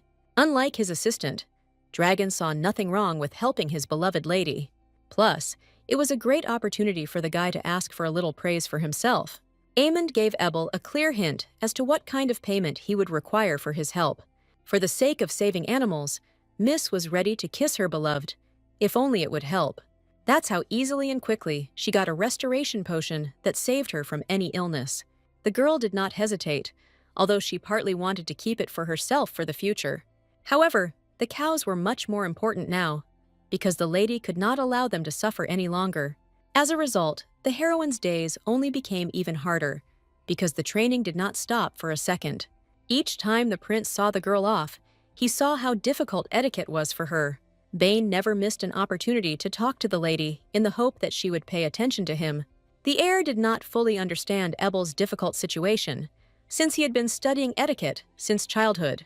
But today, the heroine was moved not even by this reason, so tears came to her eyes. At the sight of the delicious cookies, Miss realized that the day might come when she would no longer be able to bake them. The girl was angered by the fact that the heir had not thought about his surrounding farms all this time. Meanwhile, making cookies for her was becoming increasingly difficult due to animal problems. This is what made Ebel burst into tears, because she couldn't find a way out of her dire situation. Bane felt ashamed that he hadn't really cared about imperial territory all this time. All this led to the prince personally taking charge of animal farms. By this point, the heroine had already collected her emotions, so she was ashamed of her behavior. But Bane was grateful to the girl for opening his eyes to the careless way of running a household. The lady's happiness knew no bounds when Rekim promised to sort out all the problems on the farms. With the help of Amon's magic potions, the heroine quickly got all the sick animals back on their feet, and the prince assigned people to find the cause of the cows' health problems. As a result, a stone was discovered in the feeders, which was causing such huge problems for the animals. Since the lady herself did not know what this object was, she turned to Dragon for advice, and he immediately guessed that the girl was holding a piece of dangerous dragon ore in her hands. The guy couldn't believe that this particular material was found among the cows. But before that moment, several more days passed, during which the cows got better. But Ebel's troubles didn't end there, because she never found the culprits. So one day, Belle, with tears in her eyes, discovered that the birds had also begun to suffer. Moreover, Holt learned that previously cured cows had succumbed to the disease again. All these problems made the heroine's head spin unbearably, because she didn't know what to do. It seemed that just as Miss was resolving issues with one situation, another one was immediately thrust upon her. And even the help from the prince could not help the girl save the animals at that moment. Bane conducted further investigation into the princess, but found no mention of that tragedy. All he knew was that at some point, weapons production actually did accelerate. That is why the heir called the lady to discuss these issues, despite her fatigue after training. Everything changed dramatically when Amond was able to recognize the dangerous dragon ore in the stone. The worst thing was that this material could only be obtained with the help of dragons. From the description, the lady immediately understood how dangerous this material was for animals. All this time, she thought that it was the Benyus who were to blame for all the diseases on the farms. But the lady had no explanation as to how this family knew about the dragon ore. But Aemond immediately guessed that without the help of the dragon, no one would have obtained the material. At that very moment, one of the king's followers appeared majestically in the air. Whoever this dragon was, Dragon could easily protect the girl from his attack. So the guy's body didn't even tense up with fear, even though he pressed Ebel closer to him. But it turned out that it was the red dragon who had come to the master, and he had good intentions. This woman's name was Lesha Sorbian, and it was not without reason that she urgently flew to the king. Even despite Aemon's grumbling, the lady could no longer remain in the castle. As soon as Dragon heard that Het had escaped, his expression instantly changed. Never before had the guy allowed himself to get angry when his beloved Ebel was nearby. It's all because this guy was a representative of the Black Dragons and rebelled against the king. He was one of those who hated people so much that he was ready to destroy every single one of them. So it was hard for Alucard to pretend that he was interacting nicely with his ally. However, the dragon easily accomplished the task, since a social revolution was at stake. Kelly had no idea that this young man was actually just using her for his own purposes. It was on Het's tip that the lady spread dragon ore everywhere to harm Ebel. However, the woman's efforts were in vain, because the girl had already dealt with this problem. The worst thing for Benyu was that the prince personally helped her search for dragon ore. And now Kelly needed the help of an ally, because she couldn't come up with any plan. She relied entirely on the stranger, as he always offered cunning solutions. Het's level of cunning was a perfect match for Kelly, who was quick to spread rumors. As soon as the guy hinted that Madame should turn to the people, she kissed him. The dragon did not expect the woman to resort to such gratitude for all his useful advice. And Kelly herself was already full of desire to once again spread unpleasant gossip about Ebel. Due to Benyu's proactive actions, Het almost showed her all his hatred for humans. But the guy ran away in time, just to avoid giving himself away prematurely. At that moment, the woman confusedly attributed everything to the fact that Het had never received kisses from women before. But in reality, the hatred inside Alucard was fighting with the pleasant feelings of closeness. And at this time, Lesha honestly admitted to Ebel that all dragons hated people. No matter how unhappy Aemond was about this, Sorbian had no intention of hiding the truth from the girl. It seemed strange to the lady that the dragons hated her a priori, even though they had never seen her before. But the heroine was saved by the handsome face of Dragon, who promised to sort out all the problems. Miss had no reason not to trust the guy, who always easily helped her out in difficult moments. Her love for Aemond made her turn a blind eye to the fact that the guy was actually a dragon. In the end, the heroine never had any prejudices, so she treated everyone well. And now the lady has set herself a new goal, wanting to gain Lesha's trust. The girl just happened to have some sweets with her, which she treated the dragoness to. As much as Sorbian wanted to refuse, the king's gaze did not give her such an opportunity. Initially, Lesha treated food prepared by humans with disdain, but the girl's opinion instantly changed as soon as she tried just a piece of the dessert. Sorbian couldn't believe that such a delicious dessert was made by a person. Ebel and Aemond smiled happily when they realized that Lesha liked this sweet. Unconsciously, the dragoness broke into a contented smile from the taste of the sweetness. In fact, she really loved sweets, but she didn't want to admit it to anyone. Since the king had business to attend to, he had to say goodbye to his beloved for a while. He trusted the red dragon completely, so he asked him to take the lady to the store. As much as Lesha didn't want to go with the master, he gave her a very important task. Besides, Aemond would have dealt with the affairs of the castle as a whole without an assistant anyway. That's how the heroine's date ended abruptly, but she wasn't too worried about it. It turned out that Sorbian was able to quickly find a common language with any representative of the human race. Although the lady was worried about the decline in sales, she still had a chance to somehow redeem herself. While the dragoness was ravaging the heroine's shop, she was thinking only about how to improve her business. But Ebel had no idea that more troubles would await her in the palace. It turned out that the emperor decided to reduce the supply of sweets because his wife was pressuring him. The ruler was very susceptible to gossip, which was constantly spread by aristocrats. This led her to believe that the ingredients for the desserts were of poor quality. The empress did not want to get involved in an enterprise that could harm her health. So, despite the previously signed contract, the lady still remained without sales at the palace. This woman had always been stubborn, so it was useless to argue with her any further. But the heroine still began to defend the quality of the products for which she was responsible. After all, not only desserts throughout the empire were prepared from milk, but there were no questions about other food. After listening carefully to the girl, the emperor agreed with her logical arguments. However, this led to the empress demanding a break in relations with Ebel. The lady was finally convinced that no one could argue with this woman, but she personally was pleased by the fact that she no longer had to learn complex palace etiquette. The emperor clearly did not expect that Ebel would not resist because of this decision. The girl could hardly restrain herself from honestly admitting how tired she was of pretending. But the woman was quite satisfied with this result, since she initially did not approve of Travis. And so the lady, with her head held high, left the palace, which had become tiresome to her during this time. Only later, thanks to the letter, did the rulers learn that Ebel had simply slandered the house of Benyu. Only the emperor was ashamed of this, but his wife did not allow anything to be changed about what happened. It was always unpleasant for a woman to admit that she might be wrong about something. Meanwhile, Kelly continued to collaborate with Het, who was offering her terrible ideas. The Black Dragon tried to blame his master for everything, since he no longer trusted him, and Alucard began by damaging Ebel's reputation and accusing her of having caused her own troubles.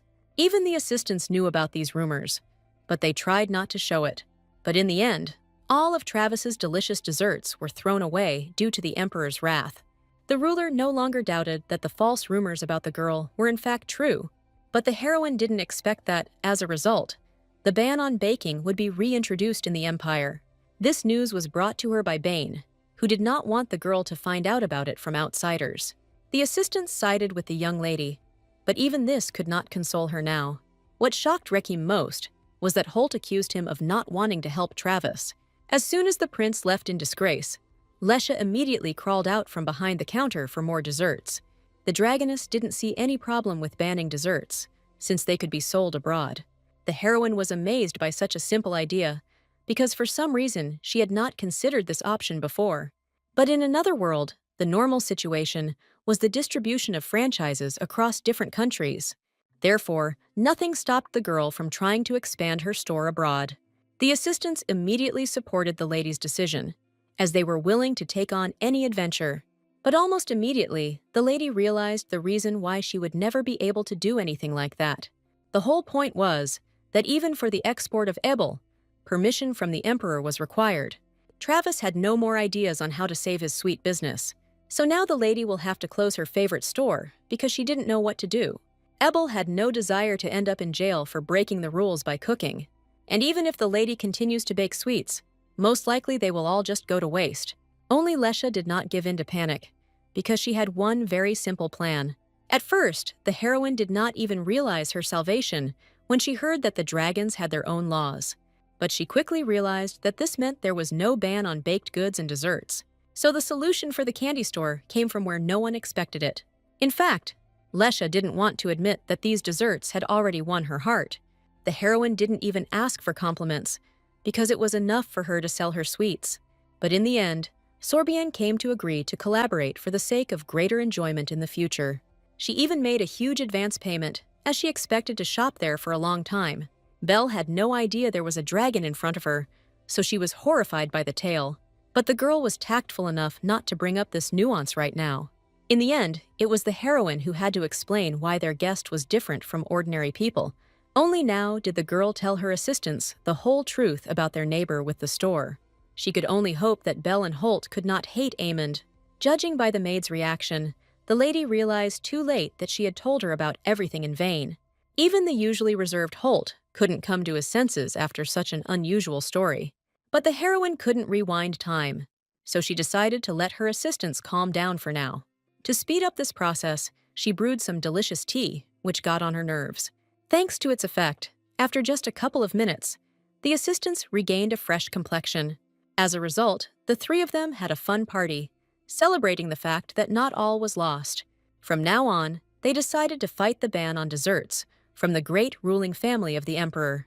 And Lesha helped them with this, advertising the girl's delicious desserts with her whole appearance. Aemond carefully monitored the girl's words, not allowing her to say anything bad. Every dragon was surprised at how delicious the human girl's food was, So it became obvious to the dragons that Dragon had feelings for Ebel. Most of all, the king feared condemnation from his assistants, who might turn their backs on him. But it turned out that the support of the ruler was many times more important for every loyal subject. So nothing changed among the dragons, although they were shocked by such news. The only thing is, no one has found Alucard yet, because his trail quickly ended in the forest. Ponter thought that the dragon had disappeared forever, but the master showed him the dragon ore. It immediately became clear to the Duke that Het, who was perfectly fine, was behind this. Aemond could not understand how the black dragon had managed to suppress his hatred all this time. Alucard really could hardly contain himself, as he hated all representatives of humanity. Gradually, he began to sympathize only with Kelly, whose thoughts often coincided with his.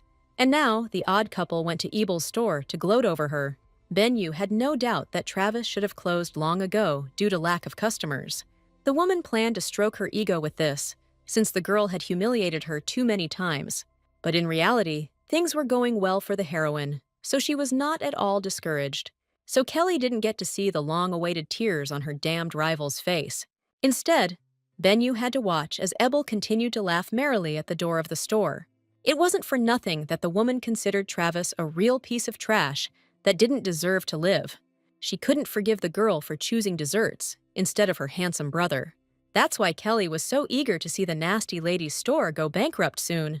But all this did not lead to the smile disappearing forever from the face of stupid Ebel. Therefore, only Benyu was left out of work, although she had expected to have a good laugh at the girl. Even Het noticed that Kenny was too focused on the other person. However, he too was curious as to why Travis wasn't at all downhearted about the situation with the store. Looking at the happy girl, the couple got the impression that she didn't love her job. But the very next day, the heroine found it difficult to force even a small smile. This is all because customers left sweets in garbage bags near the door of her store. The crumpled food was a huge blow to the girl who had worked so hard to cook. The lady could hardly restrain herself from bursting into tears right in front of the doors of her favorite store. No matter how much her assistant supported Ebel, she was in no mood for fun right now. So part of what Kelly achieved was to upset her young rival. The fact that Travis looked knocked down made Benyu feel a whole lot better. According to their calculations, the girl should now not have enough nerve to bake more sweets. Hetu even felt a little sad that he couldn't see Ebel's tears up close. Everything was going so well that Kelly didn't understand why the guy suddenly hid somewhere below. Personally, she intended to enjoy her opponent's shameful moment until the very end. The whole point was that Aemond himself appeared in front of the store with a huge bouquet of flowers. Benyu had never seen anyone before who could compare in beauty to this aristocrat. While Kelly was once again envious of Ebel, Het tried not to show himself to the stern gentleman. At this moment, the heroine allowed herself to cry, as she was left completely alone. But as soon as the lady heard the doorbell ring, she quickly hid her tears. She didn't expect at all that such a pleasant surprise would await her in the form of her beloved with a bouquet of flowers. The guy was beaming again, as if nothing better could ever happen in his life. Now he could only rejoice when his beloved beamed with joy at the sight of him. Although not immediately, the heroine noticed that there was some small gift attached to the bouquet. For a moment, the lady thought of a marriage proposal to which she would not agree. But everything turned out much better, because Aemond gave the girl only beautiful jewelry. Earrings were always considered a symbol of true love between a couple in the Empire. That's why Travis was even more delighted with such a modest gift than she would have been with a possible ring. As soon as Ebel tried on the jewelry, she became even more delighted with its beauty. During her entire relationship with Aemond, the lady never once regretted that they were dating. Each time, the guy somehow miraculously managed to subtly sense the desires of his beloved. Therefore, Miss had nothing to complain about, no matter how much the dragon embarrassed her for the sake of a joke. Their happiness would have lasted forever, if only dragons and people lived the same way. At this time, the entire imperial family studied the latest technologies with great pleasure. None of them regretted any more that the ban on sweets had recently been issued in the Empire. Only one prince was concerned about this situation, so he interrupted his parents' walk. Until the very end, the boy could not believe that his father and mother had treated Ebel so cruelly. The heir hoped that with his logical reasoning, he could easily convince his parents. But this time, the emperor was not in the mood to listen to his son. as he believed the false gossip about Travis. Instead, the ruler preferred to continue to have fun while he had the opportunity. He was delighted with how far its inventors had come in recent times. As soon as they started using dragon ore, all the inventions quickly got off the ground. Only the faithful horses could not appreciate how wonderful the new carriage was for people. Progress really did not stand still, so soon all people were in for a powerful leap in development. The rulers fully supported new technologies, as they sought to make their lives easier. And only Bane was suspicious of the new products, since he understood that you have to pay for everything. However, at this moment, it was Duke Gerard who took a key place in the lives of the emperors. Therefore, the prince quickly realized that no one would take any of his objections seriously enough now. But the guy was just trying to protect his beloved. Although he was completely unsuccessful, even the little princesses were on Ebel's side, as they quickly developed a love for all things sweet. And now, the poor maids were forced to listen to the cries of young girls all day long. The assistants tried to show miracles of resourcefulness, but none of it helped them. Lily and Tilly were only serious about desserts, which were no longer available in the empire. Even among the aristocrats, there were those who openly grieved over the ban on sweets. Many sincerely did not understand what could have influenced such a cruel order from the ruler. It got to the point where most customers started sending secret emails with dessert orders. Belle was pleased with this popularity, although it did not solve all the problems for the candy store. But all the assistants understood perfectly well that they still could not break the law. So the aristocrats tried their best to buy up the last sweets that were still on sale. But the hardest thing for the heroine was that she was now making deliveries for all the dragons. Lesha's advertising campaign turned out to be so successful that there was no end to the orders. Previously, the lady had no idea that many dragons loved sweets so much. Moreover, they turned out to be such unusually rich clients that she no longer needed money. That's why Ebel thought about hiring more helpers, because they didn't have time to cook. But the question still remained as to which people would agree to work for the dragons. At that very moment, for the first time in a long time, the girl heard a short knock on the door. She could not even imagine what kind of person came to her, despite the emperor's prohibition. As soon as the lady saw the guest, her face instantly lit up with genuine joy. All because Kadisha, who had not been heard from for a long time, decided to visit the store. The woman herself missed the desserts that Ebel secretly continued to prepare. It didn't escape Irene's notice that Travis was sending someone a huge amount of sweets. The heroine didn't have time to come up with arguments, so all her excuses seemed ridiculous and stupid.